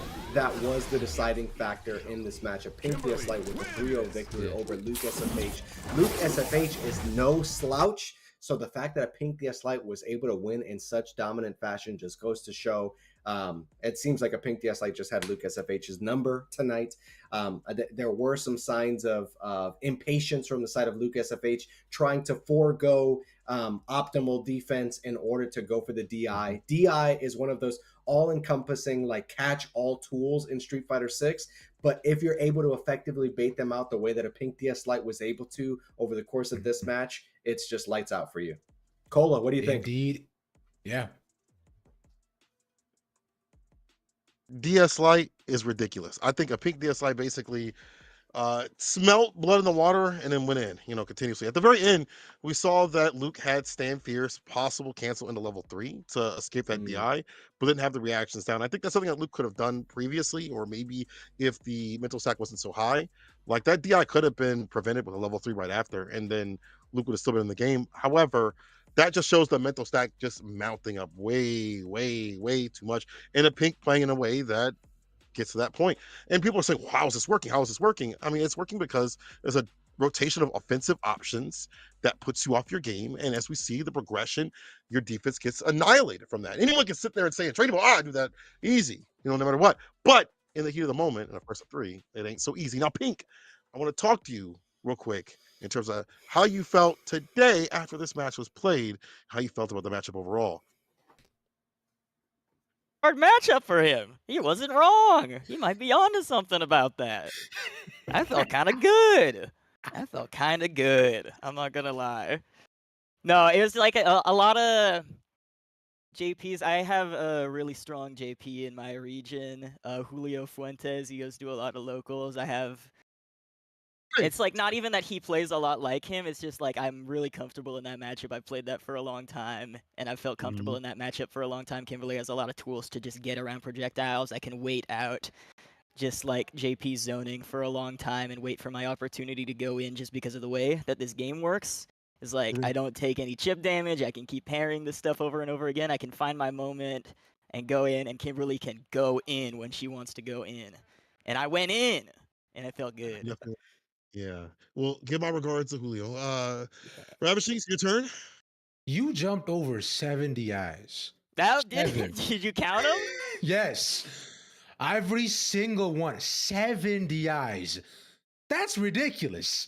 Did you, at a certain point, did you just know he's like, all right, bro's gonna do it right off rip again? Dude, I'm gonna be totally honest with you. I had no idea when he was gonna do those, but when he did them, I just happened to be jumping because I like to be jumping in those situations. So, like, it was just kind of like a lucky break for me where I kept getting rewarded for doing what's good for me, and he just kept picking the wrong option. So I just kind of pressed that maybe subconsciously. So I kept going for those options and paid off for me, I guess. Kimberly's broken, bro. Yeah. This character's kind of good. I think that in keeping with the theme of the DI, so in the corner to secure the whole game, you DI his block string and he doesn't cancel until level 3. So you're baiting out a lot of DI attempts from him, and then you going for a DI of your own to get the level 3 combo at the end. What makes you comfortable going for such a big swing when the game is on the line? Yeah, man, it's my time. I'm pressing the situation. It's like there were several situations like that, I feel, in that set. I can't name them off the top of my head, but like I feel like there were a lot of situations where he either put himself into burnout or I managed to put him into burnout through just like pressuring him over and over again. He was respecting my stand heavy punches into run a lot, which allowed me to like do a lot of drive damage to him and stuff like that, get him into burnout quite often. And I feel like at the end right there, I sensed a hint of desperation for Mm. like what he wanted to do. So it's just like I'm just gonna DI, man. If you but you're I don't think you're ready to level 1 this. And if you get hit, then I get a combo, and if you block it, I get stun. It's like that just felt like that was my moment right there. You know what I mean? Realization, good like gameplay or game awareness, being able to be like, I think this is gonna happen, like, because what could have happened was level 1, as you mentioned, level 3 into like your departure, and then you're locked down and can shift the momentum from that. But you read the situation correctly. Also, there was a moment where I feel like it kind of told me that Luke was like a little bit off kilter in the rhythm that how you were playing, because he woke up and went for amnesia. You went for elbow drop, and it was just a second too late, and you almost got, but it was just a second too late, and it worked out for you to get that elbow drop punish counter. So it just read to me that you were able to get that opportunity and kind of rival those moments and just kind of off put the rhythm. So congratulations. That's one of those things where if you know the matchup very well, you know how to play it very well, and it's just difficult to fight Kim. So your character's broken. Congratulations, and have a good one. Thank you so much, guys. Also, you made Texas. Good job. See you. See Oh, ya. yeah. All right. Pink doing a fantastic job. Looks like the heads up record so far is 6-1 right now. Has confirmed their spot, as you mentioned, at Texas. And good stuff, Pink. That's our one of our qualified players right there. Good stuff. And sponsors that have been doing so much for us. Of course, Pagoda. I'll give you 2 things. First of all, the ad read. Stack Champions series is brought to you by Pagoda Snacks. From crispy egg rolls to crunchy cream cheese wontons and savory crab ragoons, Pagoda Snacks are ready to crush your cravings. Shop for them in your freezer section at your local grocery store or get them delivered via Instacart. That's the ad read. Here's the real deal. I love you, Pagoda. Y'all are great. Y'all are so delicious. Ravishing, you wouldn't know anything about that. Sorry, brother. I know you have to sit there and pretend like you know what it tastes like, because you still got yours cooked by the mooses out there, or the mises. I don't know whatever blocked you from getting the delicious Pagoda. You have to come and get some when you visit. Sorry, brother. I don't like you. I'm just saying, they were mad good, bro. I was that stack with the quickness. I was like, eat them up. There we go. They're delicious. Oof. Bruno, you liked yours, right? You liked yours, right, Bruno? They were fire. I've tasted They were and fire? seen. I know about the joys and the bliss that comes with eating Pagoda Snacks. So I do, although I'm not as candid and as untoward Ravish, I am sympathetic to the fact that you haven't tasted it before. I'm sorry. I'm not. Hold that. I'm actually gonna go check my fridge and see if I have any more left. I'm gonna scrounge around. We're gonna take a quick break and come back. Hopefully, I come back filled with my stomach and your stomach filled with some more matches. Hold tight.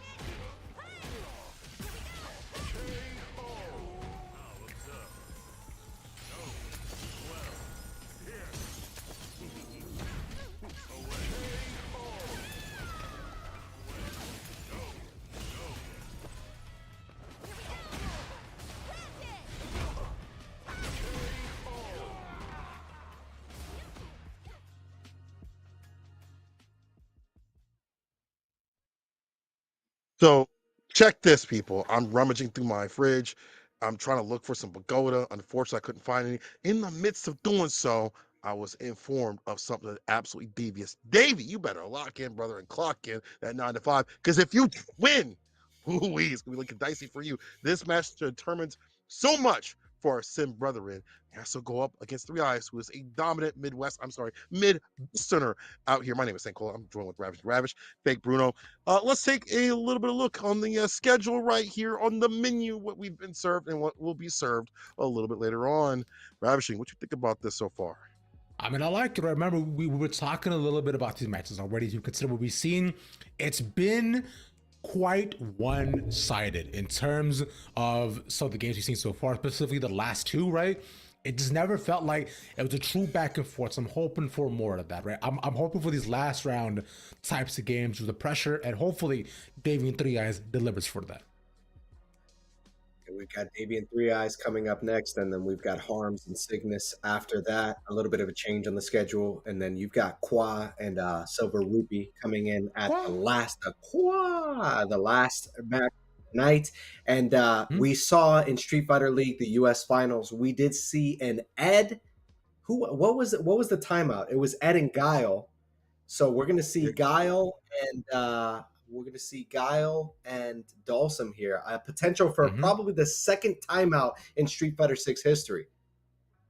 That could be happening. It could be happening. Kind of a rough matchup in both ways. You know, I hear both sides complain about it. We'll see what the players think as we get them in here. Davey and Three Eyes are actually approaching our call. Very curious to see what they have to say. In fact, Davey, we'll start with you at the top.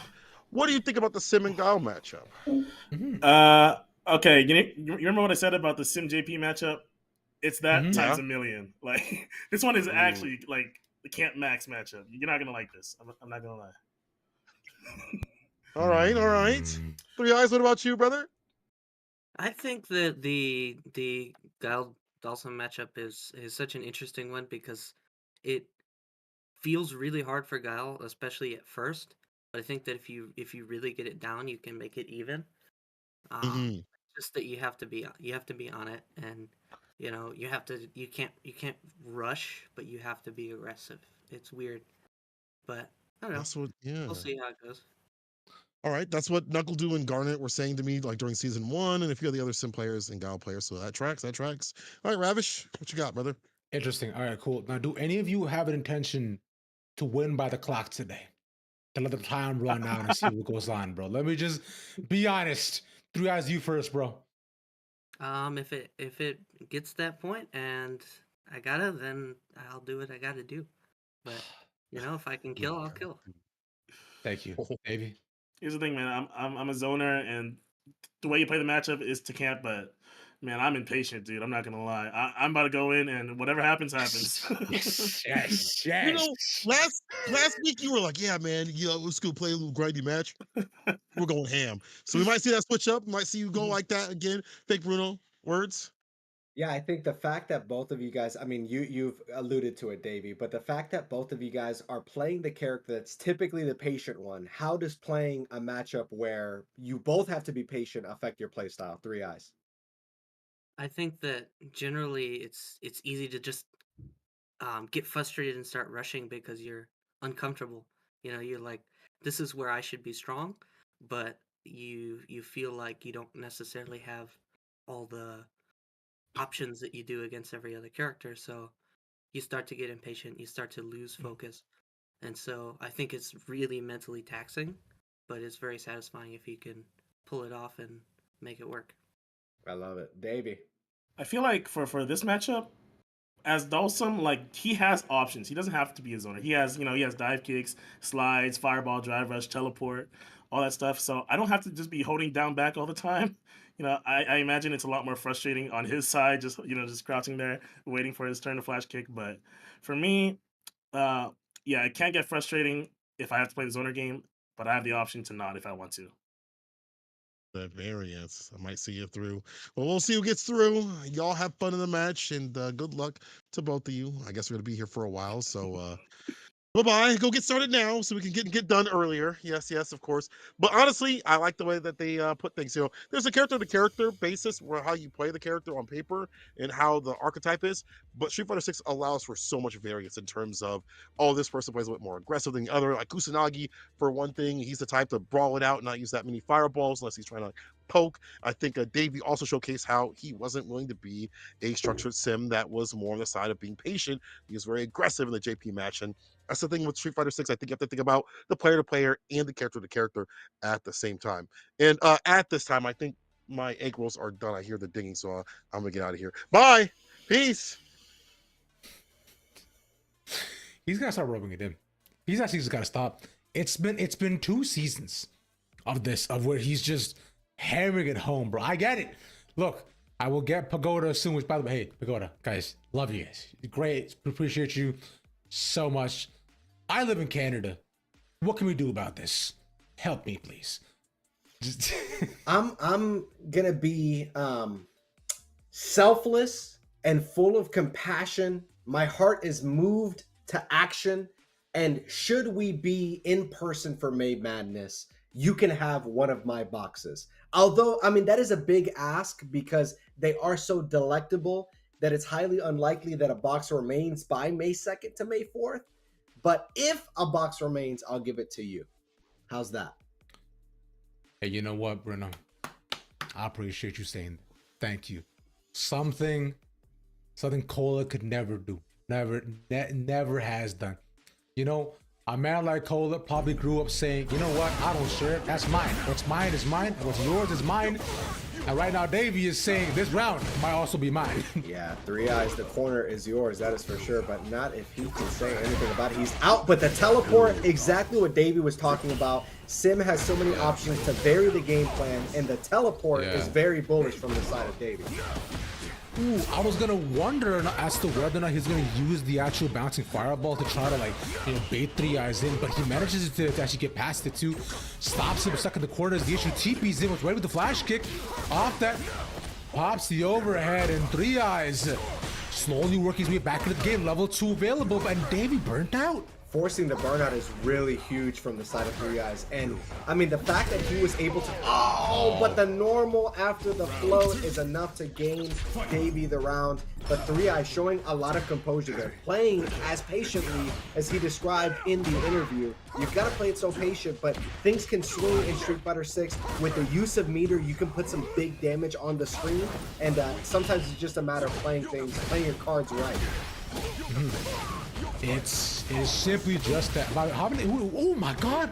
He catches the fireball in the air, actually to stop some momentum for a bit. But 3 Eyes, though, we've seen the potential of him to get back in the game and watch Davey's meter, right? He saw it close to burn, slows it down a bit too, and both of them were in fact level 3 available on both sides. And there it is for 3 Eyes. I feel like there's patience that everybody understands, and then there's patience in the corner, like the likes of which we saw from 3 Eyes. That is a different level. You're dialed in, you're tapped in, you're locked in, and you're ready to take things. 3 Eyes with a flash kick to clip, but we have level 3 here. Does it kill? It is full art. We do have the animation. I mean, this is gonna be really close. Send it to Sage. I'm gonna say no. Yeah. Just a couple of health. One normal could do it again. That same normal, that same floating normal could eliminate his health. But Davey again in burnout, maintaining a safe distance. Knows 3 Eyes could also turn this round about halfway to level 1. In fact, using the OD fireball, keeping space, and now with the perfect, blocks the low, drops down. The grab is enough, and 3 Eyes stays alive. Man, it's such a great observation that the round could have ended, like you mentioned, Ravish. The round could have ended the way that the first round did, but 3 Eyes making the adjustment. I really think that we are seeing like a next level. We're seeing a different kind of lock-in from the side of 3 Eyes. Playing things so patient. Traditionally, you don't want your opponent to get back the drive gauge, but 3 Eyes was willing to let Davey get it back as we progressed in this round. But the huge flash kick baited out from the side of 3 Eyes. Yeah, stops him though, but the issue now is that with Davey not able to create that space, he has to put a DR in low again though, finds the low confirm once more, and 3 Eyes It's getting chipped down little by little. Also, Meter also got from him as well to level 2 available on both sides again. Setting up the Cyclone again. He's just getting more and more.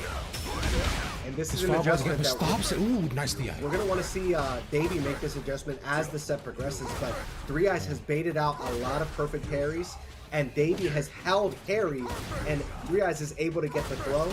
That's going to be something to look out for as the set progresses, because Three Eyes has gotten a lot of damage from it, but the one opening is all it takes for Davey to get on the board 1-0. All it takes to lead, my friend.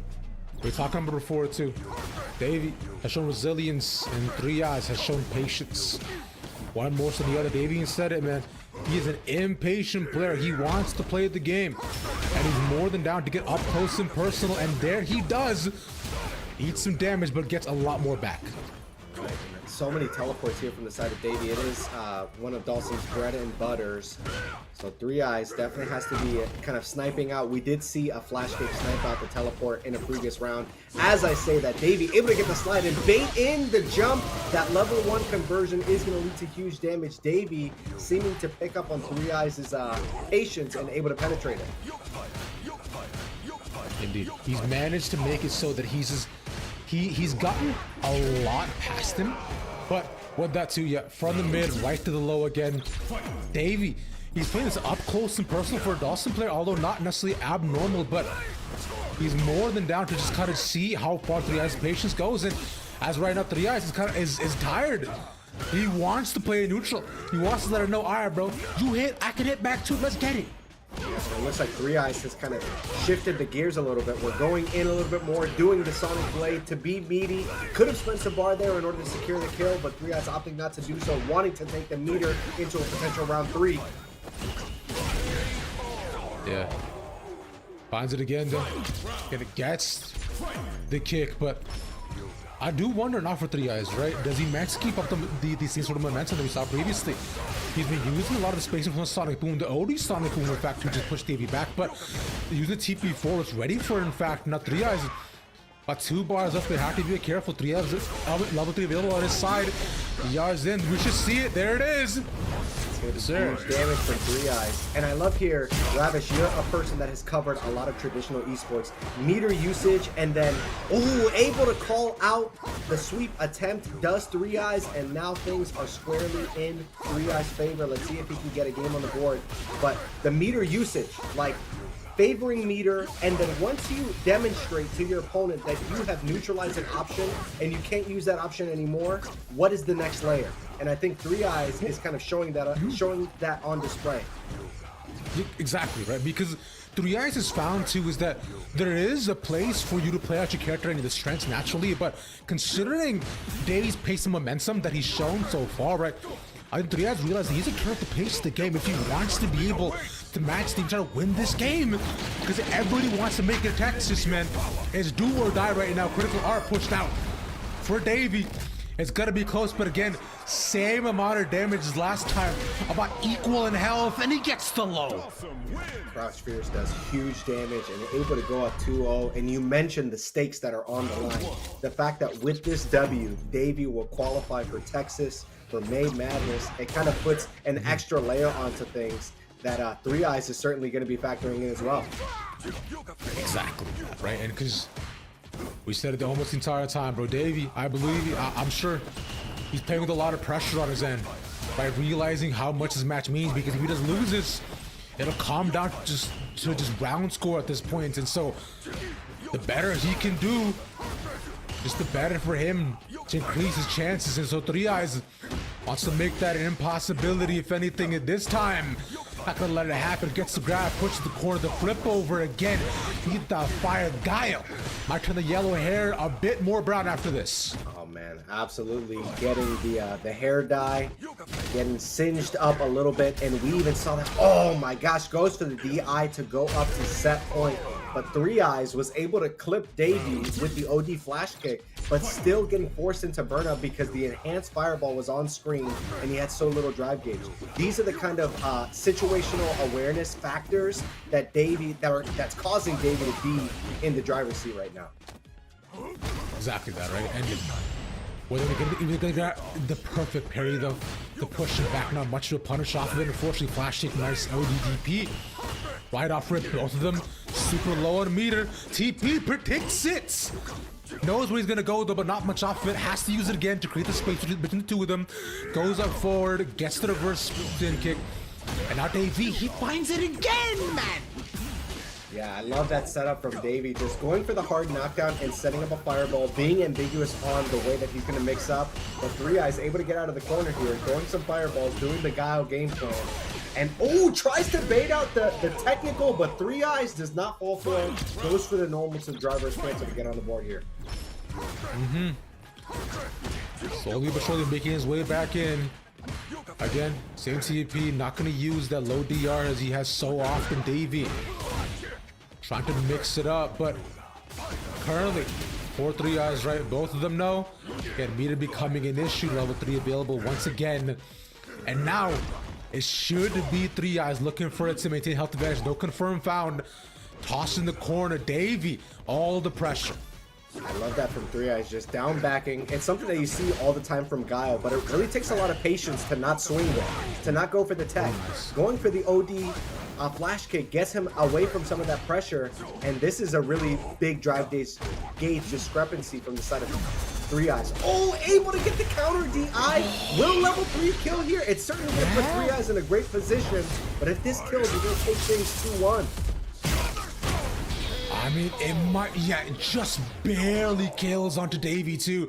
And 3Eyes, the counter DI as well. Off reaction, not going down without a fight. And pushing it to game number 4. Right, 3Eyes turning up the game and his level of play. Slowly but surely, one by one. Davey, let's see what he changes for himself. But a huge opening gets Davey to force the corner for 3Eyes. Spends a lot of meter in order to get it, and opting to, teleport like full screen. Very interesting considering that Davey said that he's such an impatient player. Like you're saying, right? And but remember, Davey wants to say he's, I'm a patient player, but he's down to get up close and personal as if he's playing, every other character that's not Dhalsim, mind you. We had the reach that he offers, but nonetheless, for now, the Davey hopping in the thick of it. Fortunately, barely gets out of the corner, eats the flash kick. And now with him, using TP, tries to bait it, trying to get the confirm off the Yoga Fire, but barely finding it. And gets the arch to go up 1. Such a great adjustment from Davey. In the previous interaction, we did see Davey go for the throw and get punished for it, but at that point, he's not pressing and he's able to net the round to go up set point. Now you're in the corner against Guile. This is a scary place to be. Doesn't go for the perfect parry attempt, just throws out the normal and able to get the side switch. This is huge for Davey. This is great. Also finds the high off that too, so he's slowly chipping him down. That's the thing. And now, if you're 3Eyes, you're thinking, man, I gotta do something here, but he puts himself in burnout. Trying to use every option expendable. Now Davey can do whatever they want to. They're gonna push them into the corner slowly. Just pushing him forward, but the raw jump out, and 3Eyes almost has meter back. He may have done this. Great holding out from the pressure, able to get the meter back. And now Davey with in the yellow himself. So let's see if 3Eyes can outpatience Davey to take things, to equalize the round count. But you're here in the corner against Sim. It's really scary. Able to block out the slide. We do spend the level 3. That's going to be CA. Going to put Davey in a guess for game scenario, but you've got level 3 on the board. Does Davey spend it on Wake Up if 3Eyes puts the pressure on him? No, instead, wait, he puts up the DR, tries to counter it, but still it's just not enough. He's way too low. Right, 1 round to 1, Davey, 3Eyes. But that's a game 5 option. And for Davey, again, not do or die if you want to make it Texas. Very mindful from Davey spending the drive reversal instead of the level 3 on Wake Up, because if it got baited, he still had some meter to bring into this final round. But here, 3Eyes is putting on the pressure. Although Davey is out of the corner, it's still heavily in 3Eyes' favor. Is he going to take it to game 5? He might be able to. Just look at the health at this point, man. Davey, he's playing on a sliver. You have to play a near perfect game. And against the Guile, that can be so hard to do. Because previously his plan was just to chip down one by one. Again, the burnout doesn't last for long. 3Eyes, all his meter back, just a low DRA, but now he's up close and personal. Brother, what are you gonna do? Finds the high. But for how much longer? Oh, he got the opening. The critical art. Will it be enough to send Davey to CECC May 2nd through the 4th? Is he going to Texas? Davey, yes, he is. 1 has qualified, and he's ready. He can taste Texas. He can taste Victor Wembanyama. Let me stop. That's He's ready to crazy. go. All He's that ready to go. barbecue. Yes, sir. That brisket. He's ready. Them baked beans, the coleslaw, the full plate, and more. Ready to come at him. Davey pulling that back from the brink and just barely playing a fantastic game. But someone who doesn't know nothing about that. Say, Cola, what's up? What's up, bro? What'd you think? Take notes? Crazy word that she would even say that, because I got a lot of characters in Master and you still stuck in Platinum. Either way, Davey is not stuck in the stands like a fan. You know where he's going? To Texas. And you know what? I gotta say, Davey, don't eat no coleslaw, bro. He did a really good job of floating to the fireballs and creating that variance. He would do jump. Sometimes he would do float. And that created a lot more variance than what 3Eyes was expecting. Also, the crouching medium punch range where God would like to work with that button with the mid to close range. He kept getting caught continuously trying to dash up. He had the buttons to counteract against that. So he, maybe delay dive kick a little bit outside the distance, just outside a little bit, float teleport. And that led to a lot of uncomfortability for 3Eyes, I felt. And the more that he floated, the more he felt comfortable up in the air, the more 3Eyes with flash kicks and things like that, that showed to me that 3Eyes was on the back foot as the matches went on. That grindy sort of gameplay worked out for Davey. We have Davey in the call. Davey, first of all, my first and only question is, do you like coleslaw or not? Ah, boo. You're my guy. You're my guy. You're my guy. Let's go. Congrats, by the way. Congrats. Yeah. Ravish, what you got, brother?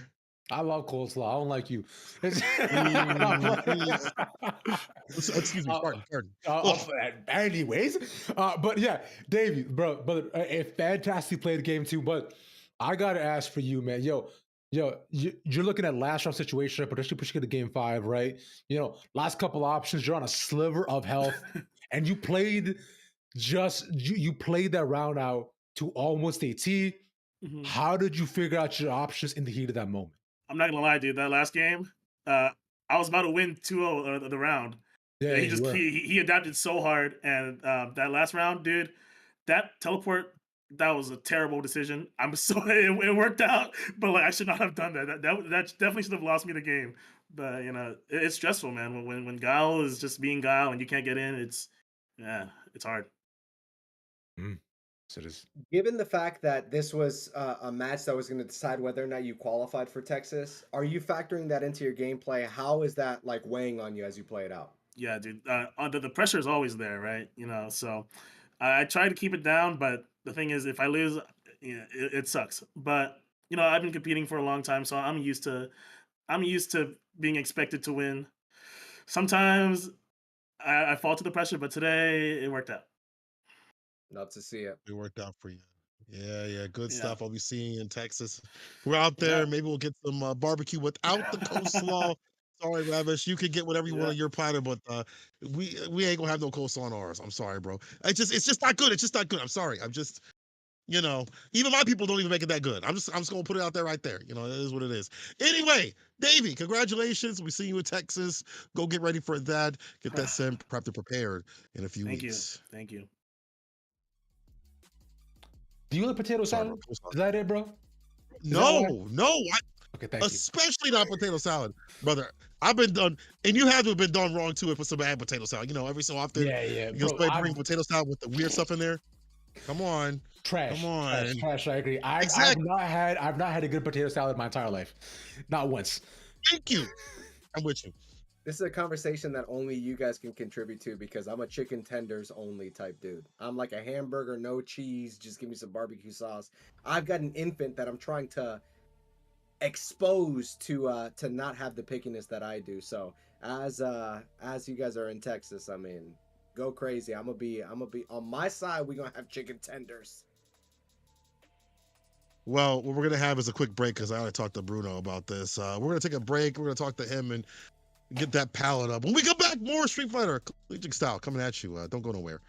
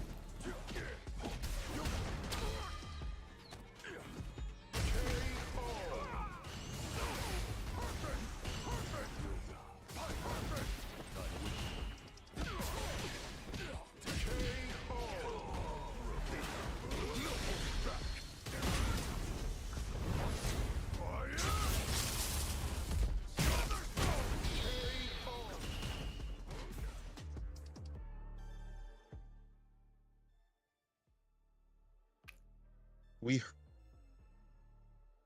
for Harms. Back up on the menu. My name is Seiko. I'm joined with Ravish and Ravish and Fake Bruno. We had our discussions about food. Now it's time to get down to the fights. Let's first of all, you know what? Ravish and Ravish and Fake Bruno, I'll let y'all do the honors for Harms. I think something's important has happened to him, has it not? Indeed, it has, my friend. Harms has solidified a place in the land down under, down here in Texas. We're gonna be seeing him, bro. I'm really excited about it. We've been able to send 3 people today to Texas. Hopefully, 1 more before we end of the night. It is going to be, I mean, I love the land setting more than anything. I love the fact that netcode is so solid now in the year of our Lord 2025 that we can play reliably online, but nothing beats an in-person tournament. And the fact that we're able to bring collegiate offline is really, really exciting. So Harms is going to be doing work in May 2nd through the 4th. Yeah, well, good to see him. I mean, he's seen him offline, but see more of those players offline, as you mentioned. LAN is definitely the way to play when it comes to fighting games. You know, a lot of us maybe have grown up with online, or some of us have been online primarily. But being offline is a different sort of energy. There's a crowd around you. You're on a stage. You're right by your opponents and things like that. Different sort of energy that you have to have. But Harms is no strange to the danger for that at all. In fact, we've got Harms back on the call again for some very, very quick questions. Harms, my friend, how do you feel about qualifying? I feel great about qualifying. I didn't know I qualified, but that's a great feeling. So, I look. I have matches to play. Congrats! I'm going to take those seriously, and I'm going to try my best on all of them. So, I think it must have been that Luke SFH versus Pink DS Lite match that sealed it. I think. Production? You have to ask production Maybe. on that one. But I believe them. Regardless, Amazing. you probably should play well to help out your scene, depending on what lands and what doesn't. Yes. Whatever. So, play your heart out. Ravishing, what you got for him? Harms, do you watch anime? If so, what is your favorite one? You are talking to the wrong person about anime. I'm so sorry. That's crazy. I don't watch a lot of like movies, TV shows in general at all. I'm just a gamer. Like, what can I say? That's so My sad. favorite game, Okay. favorite game. Oh, favorite game? Like, favorite game. of all time. Yeah. Yeah. Right now, who you are as a person. I would say Counter-Strike. Let's go Counter-Strike. That's crazy. Specifically, That's Global Offensive. We'll go Global What Offensive. an insane answer. We'll go there. Did not expect Okay, that, actually. music performance major. Who's your favorite composer? Who's my favorite composer? I do classical music. So Yes. Bach is an OG. I like him a lot. And then I'd probably say Chopin. Oh, I was going. I legit Okay. had Chopin Good job. at the front of my frontal lobe. So I'm with you, Harms. We're on the same I'm rocking wavelength. with you. Hell I yeah. got you. Yeah. Harms, do you know who Ryuichi Sakamoto is? I'm sorry. I'm letting you down. As soon as you Ravish. said Japanese name, he was I'm out. so sorry. Yes. He's an amazing composer. It's fine. It doesn't matter. I don't care. I'm not Just sad. look it up after the match. Okay, I guess I you will could do that. I'll do that. All right, Harms. Harms. Go play, brother. We'll see you. Or maybe we won't after. Oh yeah. Good luck. Maybe not. Maybe not. See ya, brother. See ya. All right. So Harms I'm may not sad. be into anime. I'm sorry. Hey, I was like that too. I thought when he said you, I was gonna say Yu Yu Hakusho. I was about to be like, let's go. That's like my top 5, yo. Takashi, I love Or him. like, But, Your Lie in April, right? It's like just any. He could have gone anywhere from that, but it's okay. It's fine. There's a lot of options there, but he said probably the saddest answer. I appreciate you jumping in and asking him an actual question, which again, crazy answer to give. CS:GO is nuts. Wow. Man, Yu Yu Hakusho right now. I'm gonna go hit up an episode. Y'all have fun doing this, I guess. Bye.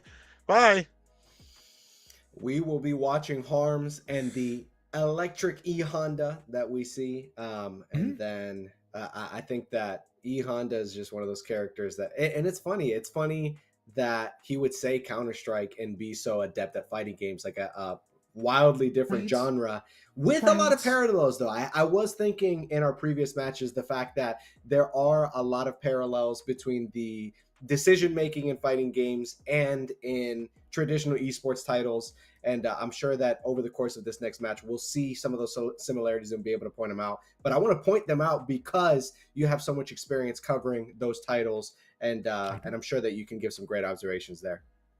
It is interesting because CS is a strat shooter. He also said global offensive, right? So CSGO, that's the one that's been out for the longest amount of time, right?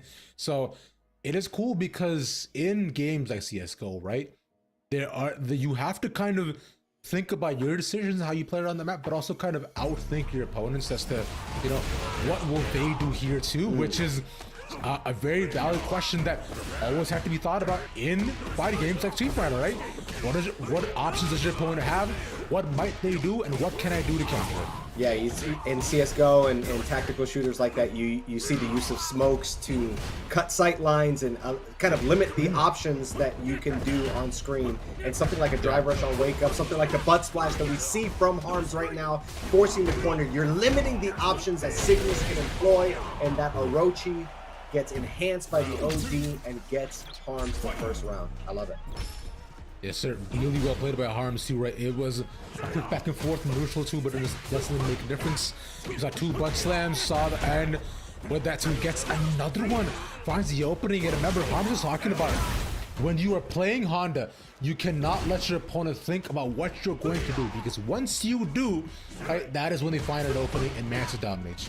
Oh, and the plus frames here from the side of Harms, but Cygnus able to kind of eliminate that. Oh, but this combo will certainly result in the level 3 for game 1. Doesn't even go into the animation, and that's all that Harms needs to secure game 1 and kind of further. I love the kind of killer instinct, the mindset, the Black Mamba mindset that Harms is going for, saying, I know I've qualified, but I'm treating every match seriously as an opportunity to demonstrate my level of competence and improve in Street Fighter 6. Exactly.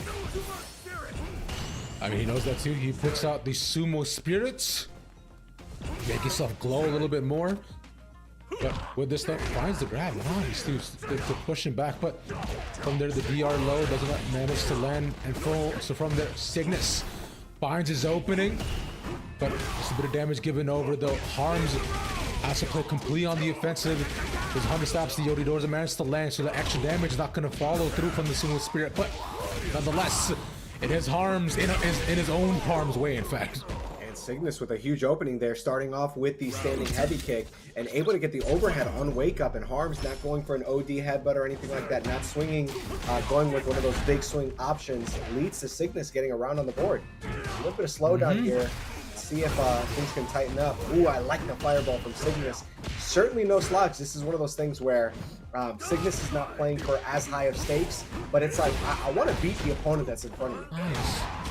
Exactly. Using the smash to on the OD option to stop Cygnus, but unfortunately not being able to keep the pressure off that too. I mean, Cygnus has been able to find a lot of openings against Harms pretty consistently, and so just the pressure game that we acclaimed Harms for and want to see from Honda players, we've been seeing from Cygnus in this second round. What I love there is the fact that Akuma is such a strong player, and if you're a player that can use his tools well, you're going to get wins. Yeah. And you can see the elo on either side of the display. You can see that Harms has a higher MR rating, but Cygnus, piloting Akuma, you can get wins against quote-unquote better players. Exactly better.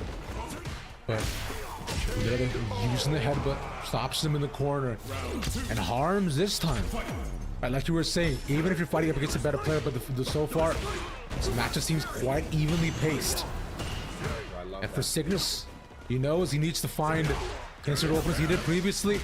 I guess to confirm off the mid, and there should be a decent amount of damage. Yeah, it's big damage, and then the overhead on Wake Up there. Harms not blocking high. Oh, but gets the huge whiff punish.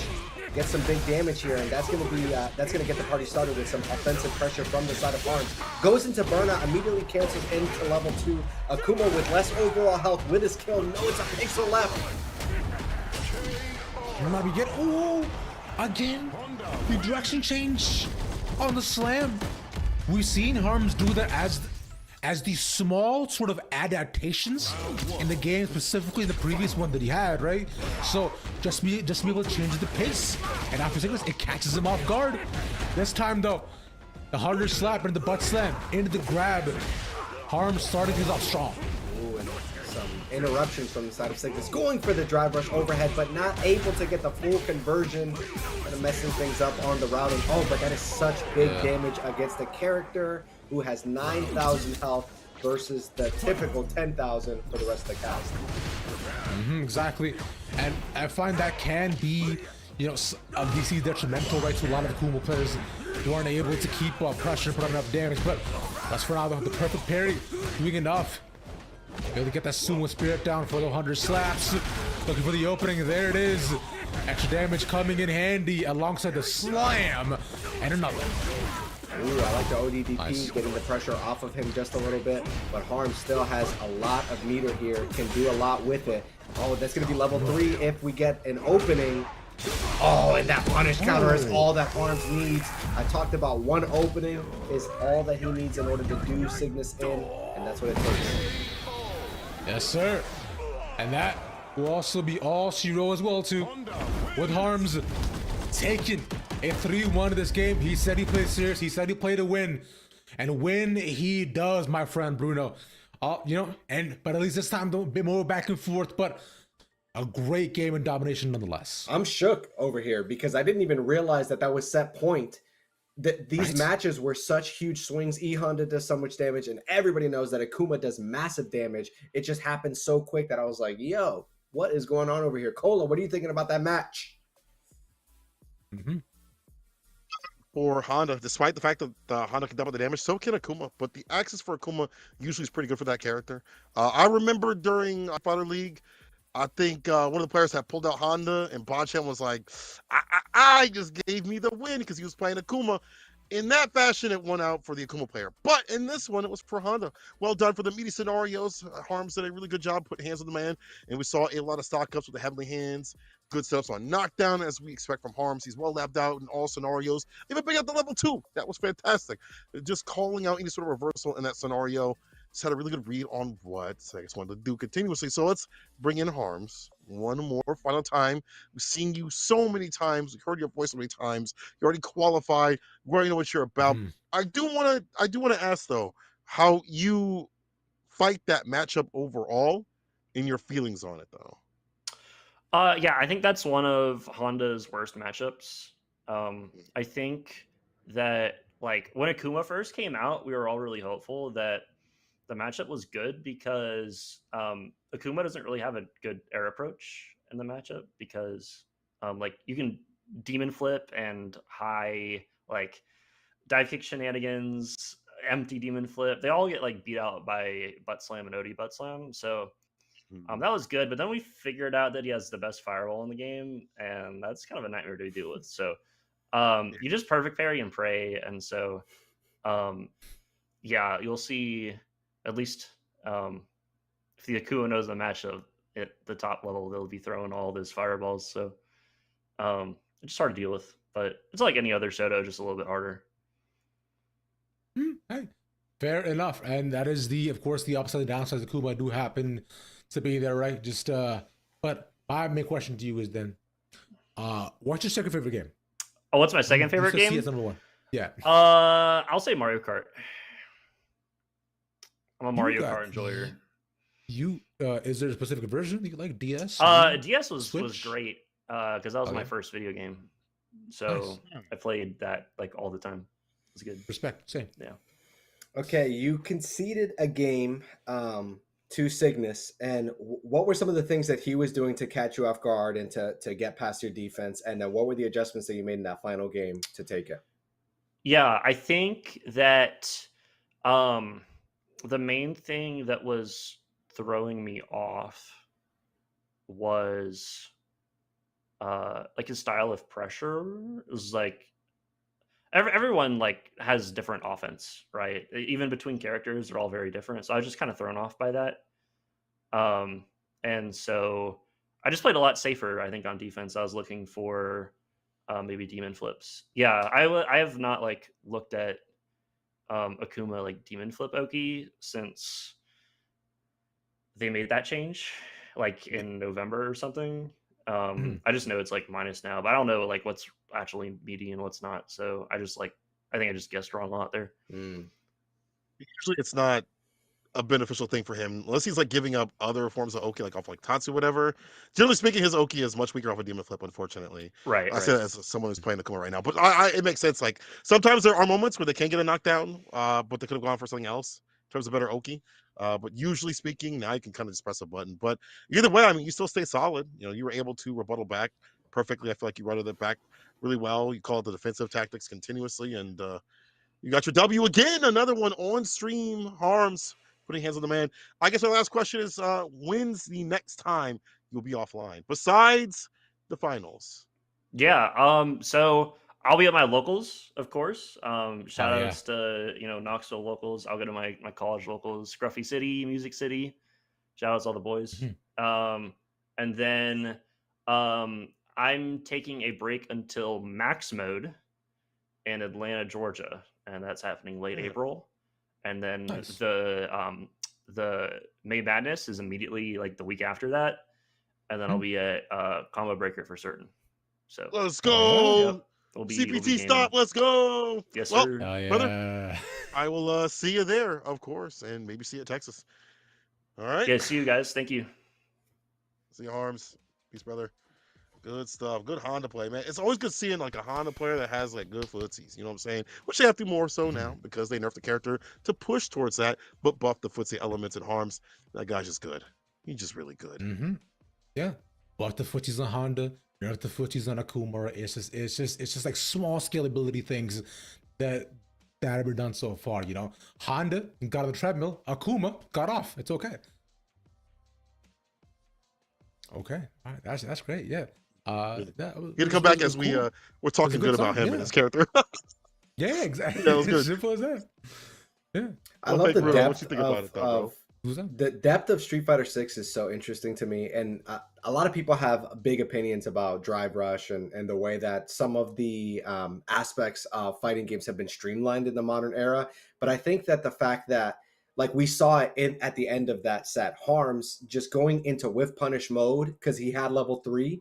He knew that it was just one opening that he needed, and I think that like digging into those aspects as fighting game players, as fighting game enjoyers, it's like there's something so sweet about it, dude. There's something so like you relish in seeing someone execute at such a high level, and I think that fighting games are something so great. Well, we have one more execution on the table. One more match after this break. We'll have our final match of the night and really solidify things for the end of the playoffs. Stick with us.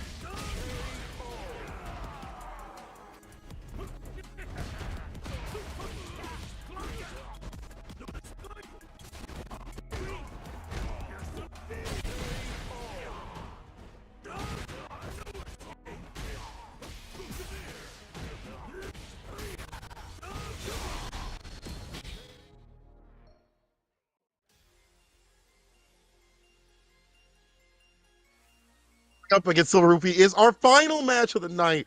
And I can't wait for this fight. It's going to be Terry versus Ed, which we might be seeing at Capcom Cup. So get a little bit of a preview for that before we start things off next week. But this week, we have our final match right now. St. Cola, Ravishing Ravish, and the Fake Bruno. We have a pretty marquee match. You know, Silver Rupees have been pretty dominant in the collegiate scene. However, Quan, with that Terry, has been kind of cooking up something devious. That character, as I've seen on Twitter, has been kind of pointed out as an underrated character, which I do agree. I think Terry's pretty strong. Yeah, I do not disagree. I think his hair is way too nice. His hat looks mad cool, and just what he offers as a person to see. His ponies look crazy. So I agree. Underrated on looks and on all ends. Also, his ripped jeans, crazy. How does he do it? Style immaculate.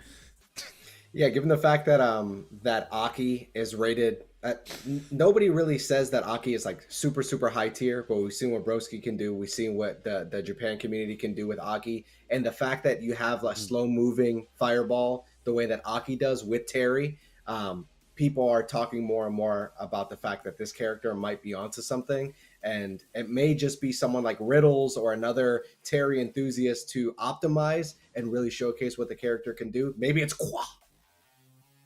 Maybe it's Qua. We'll see. Qua, Silver Rupee. I think they're in the call with us. Silver Rupee. Well, I'll start with you.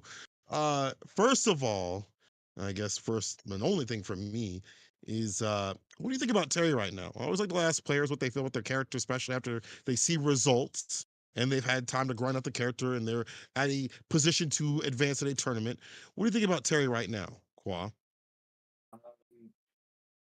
I think Terry is pretty good, I think. And also he's really fun to play. That's why I picked him a couple months ago. But right now I'm into Moon, so this time I'm still gonna play Moon. Okay. Silver Rupee. We know what you think about Ed. But I do want to ask though, like, I guess the best way is how do you plan to approach this matchup? You don't gotta spoil your secrets, but just give me like a general idea of how you plan to approach the Terry matchup. Honestly, I think it's mostly trying to handle with like the neutral control and just kind of dealing with those projectiles. I think a good portion of my game plan is going to rely basically on trying to just take it slower and playing at a spacing that I think would make it a lot easier to kind of like deal with the projectile, but also not be in range for like any whiff punishes or anything like that. Not wanting to give up free damage or just any free space, right? So All right. Now I think I got the most important question of all here. Now, I will let SR answer first, and then Quad, you go next, bro. Yo, Silver, who do you think is more handsome, Ed or Terry? Tough question, I know. That was a very tough question. I know. I'm gonna go Terry. Quad, what you think?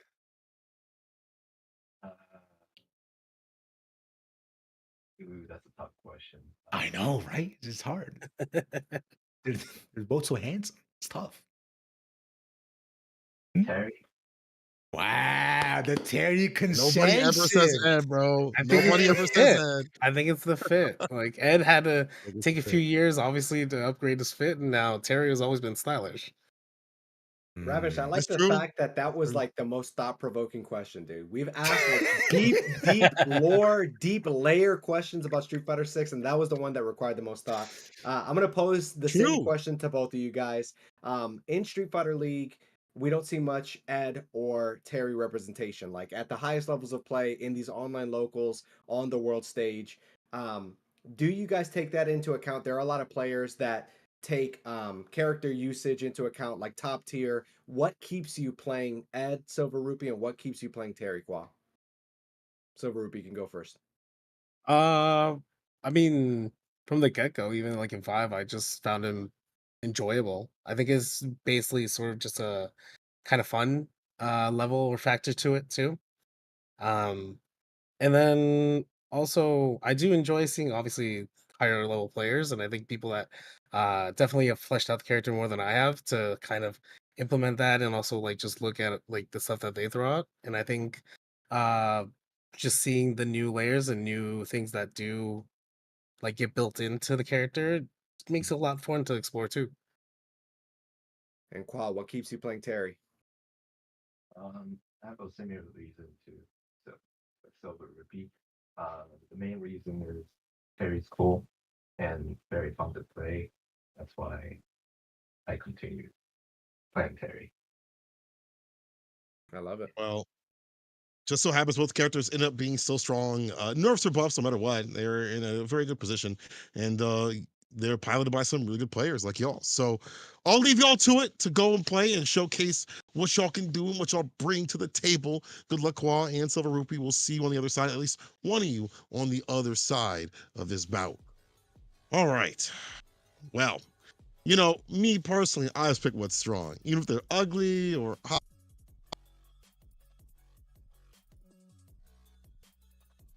It's like, as long as he's good, you know what I'm saying? Oh man, you know He's what? I just brawling. downplayed wrong. I messed that up. I messed up my months of downplay. I gotta go back to the lab and downplay a little bit better. I'm so sorry, Bison players. I gotta make an apology. I'll see y'all later. I'll see y'all later. Yeah, don't worry about it. Yo, Bruno, let's just go ahead and handle the game real quick, brother, because like look, bro. Let's get it. What I heard is that Sane is playing not only Bison, he's also playing Akuma. So he was like, what's top tier right now? And just immediately played. That's crazy, bro. A wise man. This guy has no heart, no grit, no soul. That's one perspective, but I choose to view the perspective of what a wise person once said, and they said, pick top tier. I believe it. That's why I'm rocking the Rashid. I think that level 2 is kind of weak. I think it needs to be buffed. And that's why I've gone top tier, man. If it's winning.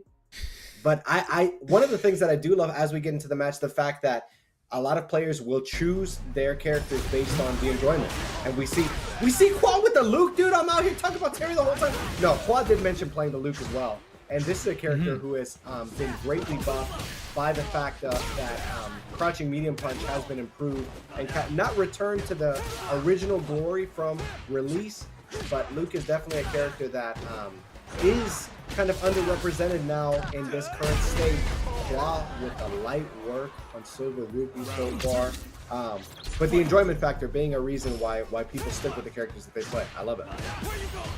Yeah, because I find people have like actually just gone on to unfortunately drop Luke, right, because of all the nerfs that happened to him. Now, unfortunately, he was the most represented character in this game because he was disgustingly good. But nonetheless, though, right, Qua picking him up to fight against Silver Rupee, and already a quick start, gets that, full combo, pushing backward, doesn't get the knee, and breaks the grab. Silver Rupee, quick on the reaction, no tether to put out as well too, but unfortunately gets the high, and now just caught in the corner.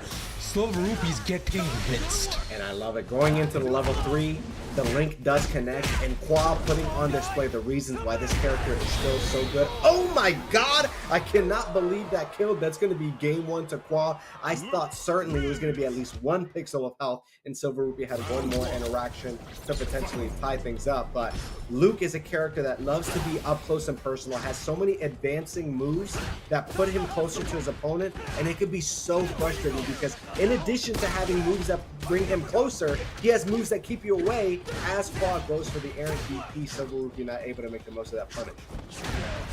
Yeah, unfortunately not though. Right, Global Flicker to be put out either two, which Silver Rupee has not been able to find the combo in these chains. And especially considering he's just been locked in these corners almost the entire time.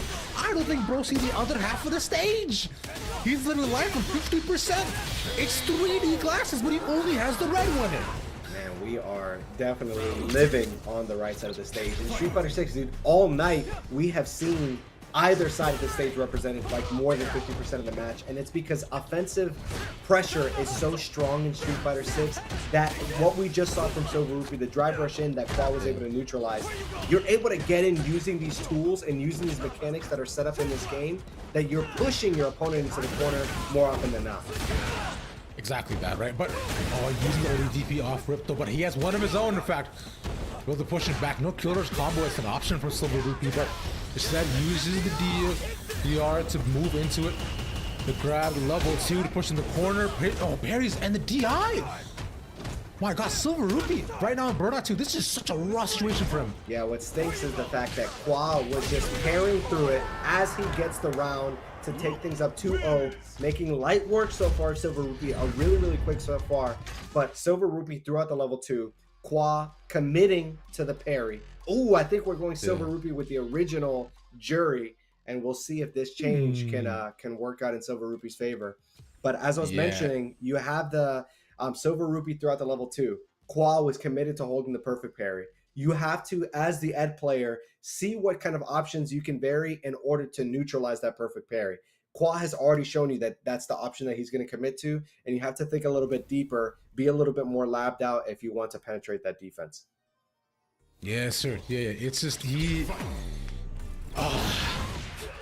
it's tough for him right now, but like you're saying, at least with the Jury, he should be able to try to like max the aggression that Qua has, and also all the rush stop potential, right?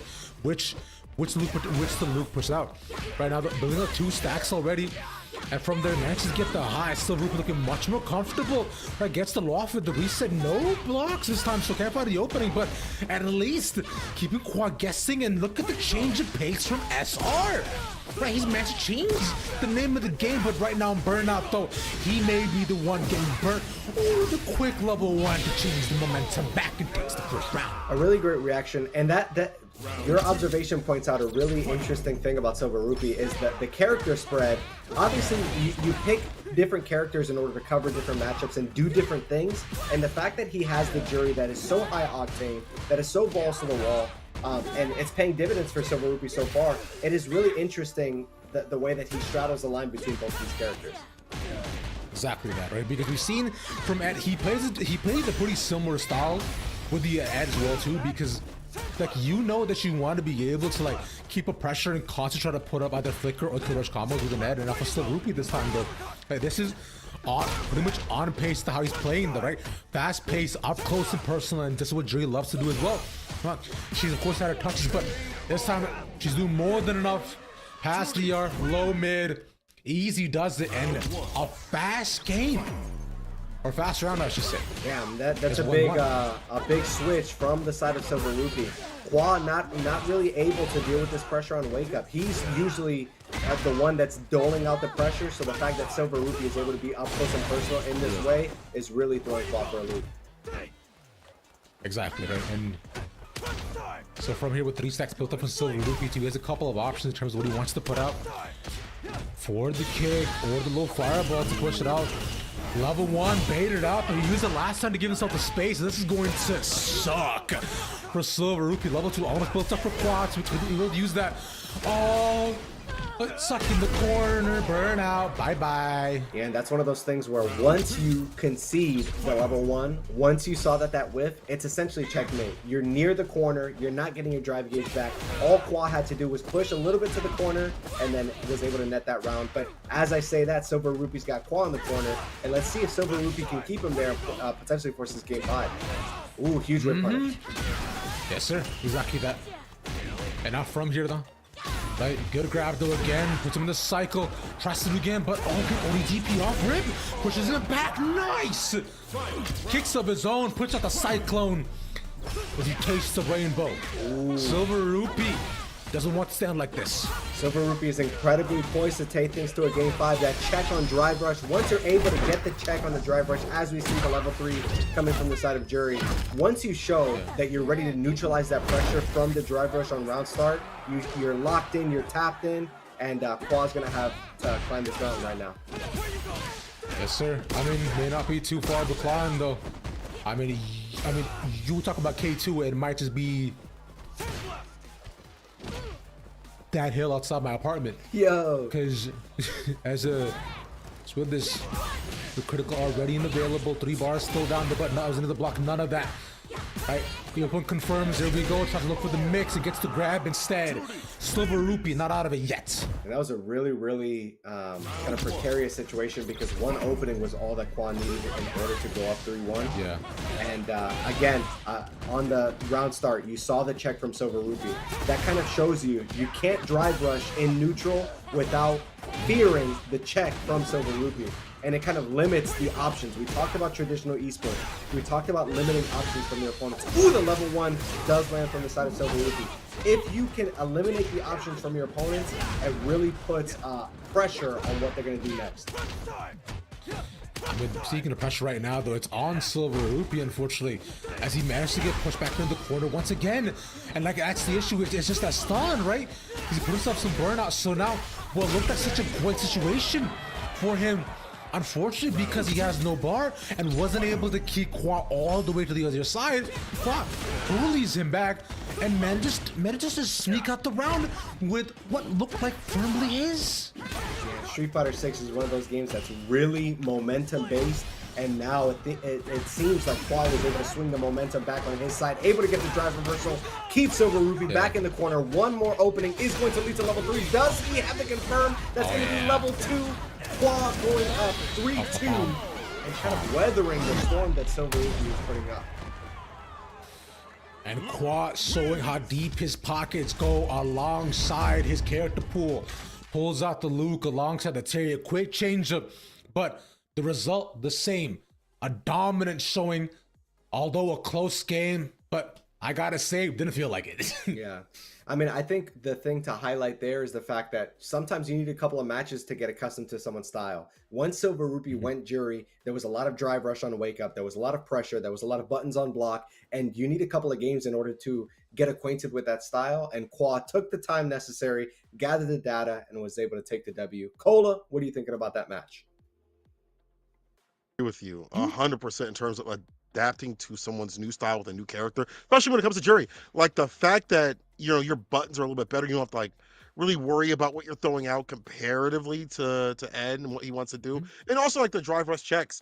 When you're playing Ed, you don't have crouchy leg kick that leads in it so much anymore. So you have to really think about the spacing and what you're using at certain spaces and the risk reward. And for some Ed players in some matchups, they don't like to do that, especially against Crouching Medium Punch, the GOAT of Luke. So you see the switch up to Jury, and it took Qua a little bit to get a handle, but then you see the engagement right back after the Fuhajin socks. You saw punishes, they were too close. You saw confirms, you saw better jumpers that weren't really like, I'm trying to land jump in damage, I'm just trying to land close to you so I can enact that pressure. So I really felt like Qua did a really good job of adapting to that new style, that flavor that was presented. So we're actually going to get words here from Qua. He's in our call, and he is our winner of this match. Qua, I gotta say, you definitely look like you enjoyed yourself on the Luke. Good stuff.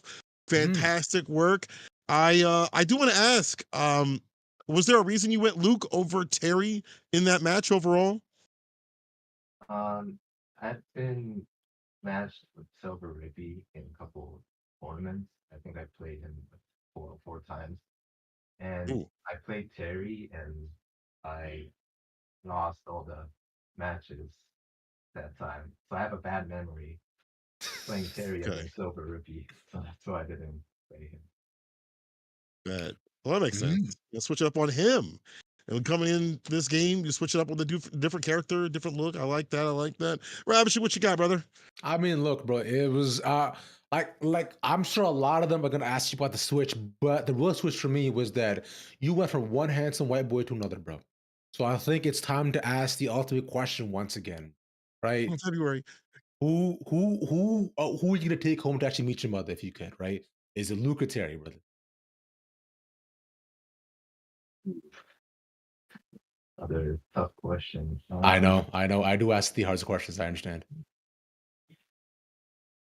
I'm sorry, Terry, but I have to say Luke.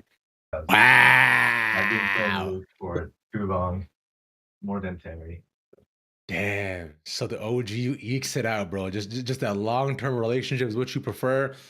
I respect that, Qua. Thank you. Yeah. Job too. At least Luke got a job. I don't think Terry got a job like that. I think Terry a little homeless, a little broke. Terry too handsome to get a job. That's fine. Like, that's true. What you got? Okay, so obviously he goes Jury, Silver Rupee goes Jury, and takes you to game 5. He was able to check a lot of those drive rushes. What kept you in it? How were you able to make the adjustments to keep the pressure on and be able to take the round?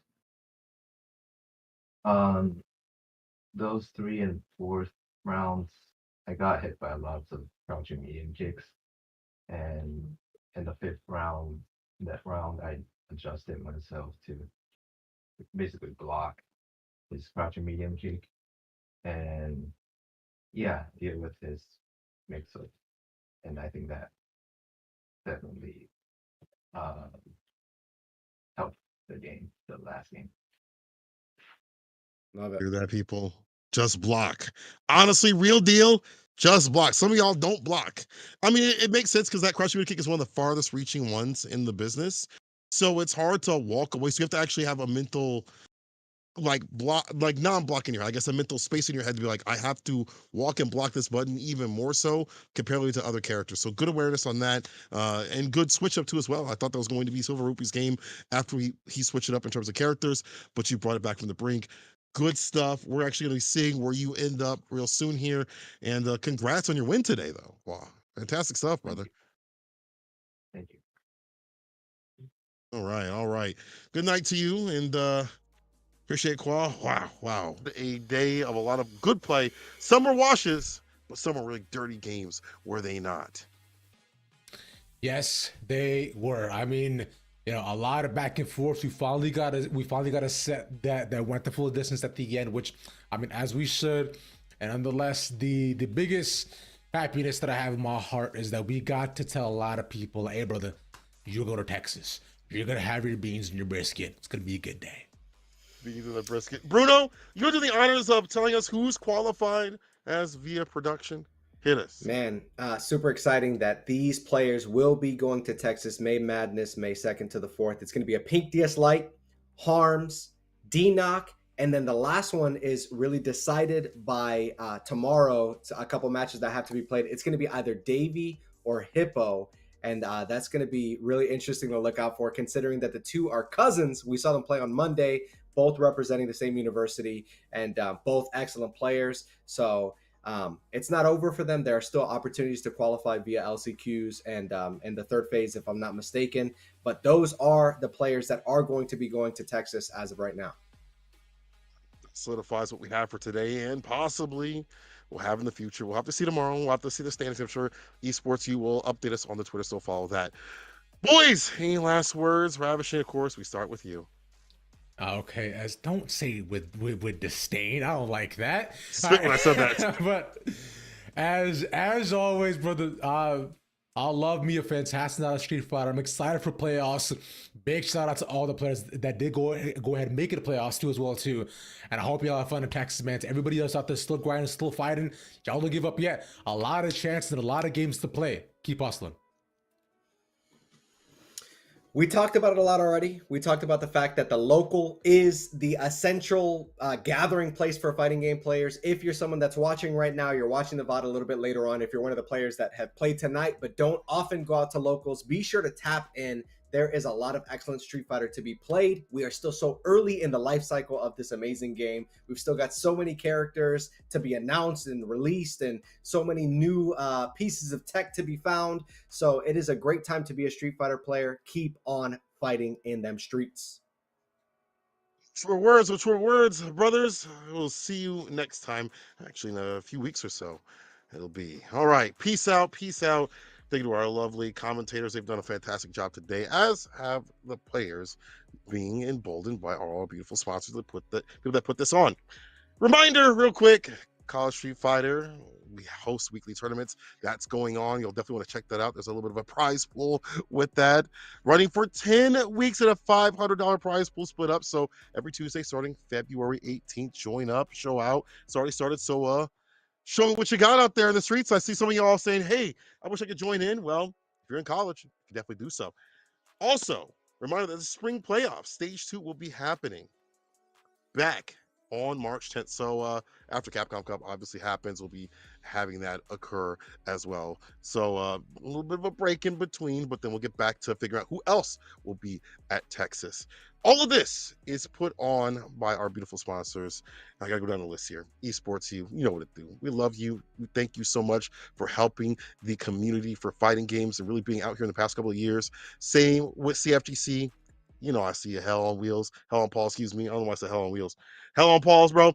College Street Fighter, of course. I already talked about how good y'all are. Capcom, thank you for letting us use this platform, this stream. And Pagoda. I gotta do two things. The ad read first. The Snack Champions series is brought to you by Pagoda Snacks. From crispy egg rolls to crunchy cream cheese wontons and savory crab ragoons, Pagoda Snacks is ready to crush your cravings. Shop for them in your freezer section at your local grocery store or get them delivered via Instacart. Now that's the ad read. Here's the real deal. From me to you, Pagoda, thank you so much for putting on for the community. We saw you at Street Fighter League US. We see you at every offline tournament, feels like. Online tournaments too as well, that you're helping out the scene. Appreciate y'all so much. And everybody that's been helping out with anything collegiate based, whether it be the schools, the locals, the onlines, the offlines, the players themselves too as well, the ones not even in school that are helping these players to practice, and some that are actually looking forward to going to college collegiate combat. Now, with that all being said, it's been a good night of fights. Let's get a little bit of a break. We'll have Capcom Cup happen. Maybe I'll be out there, maybe I won't, maybe I'll be doing some things, maybe I won't. You'll just have to see. But until then, stay safe. We will see you in the streets. Peace.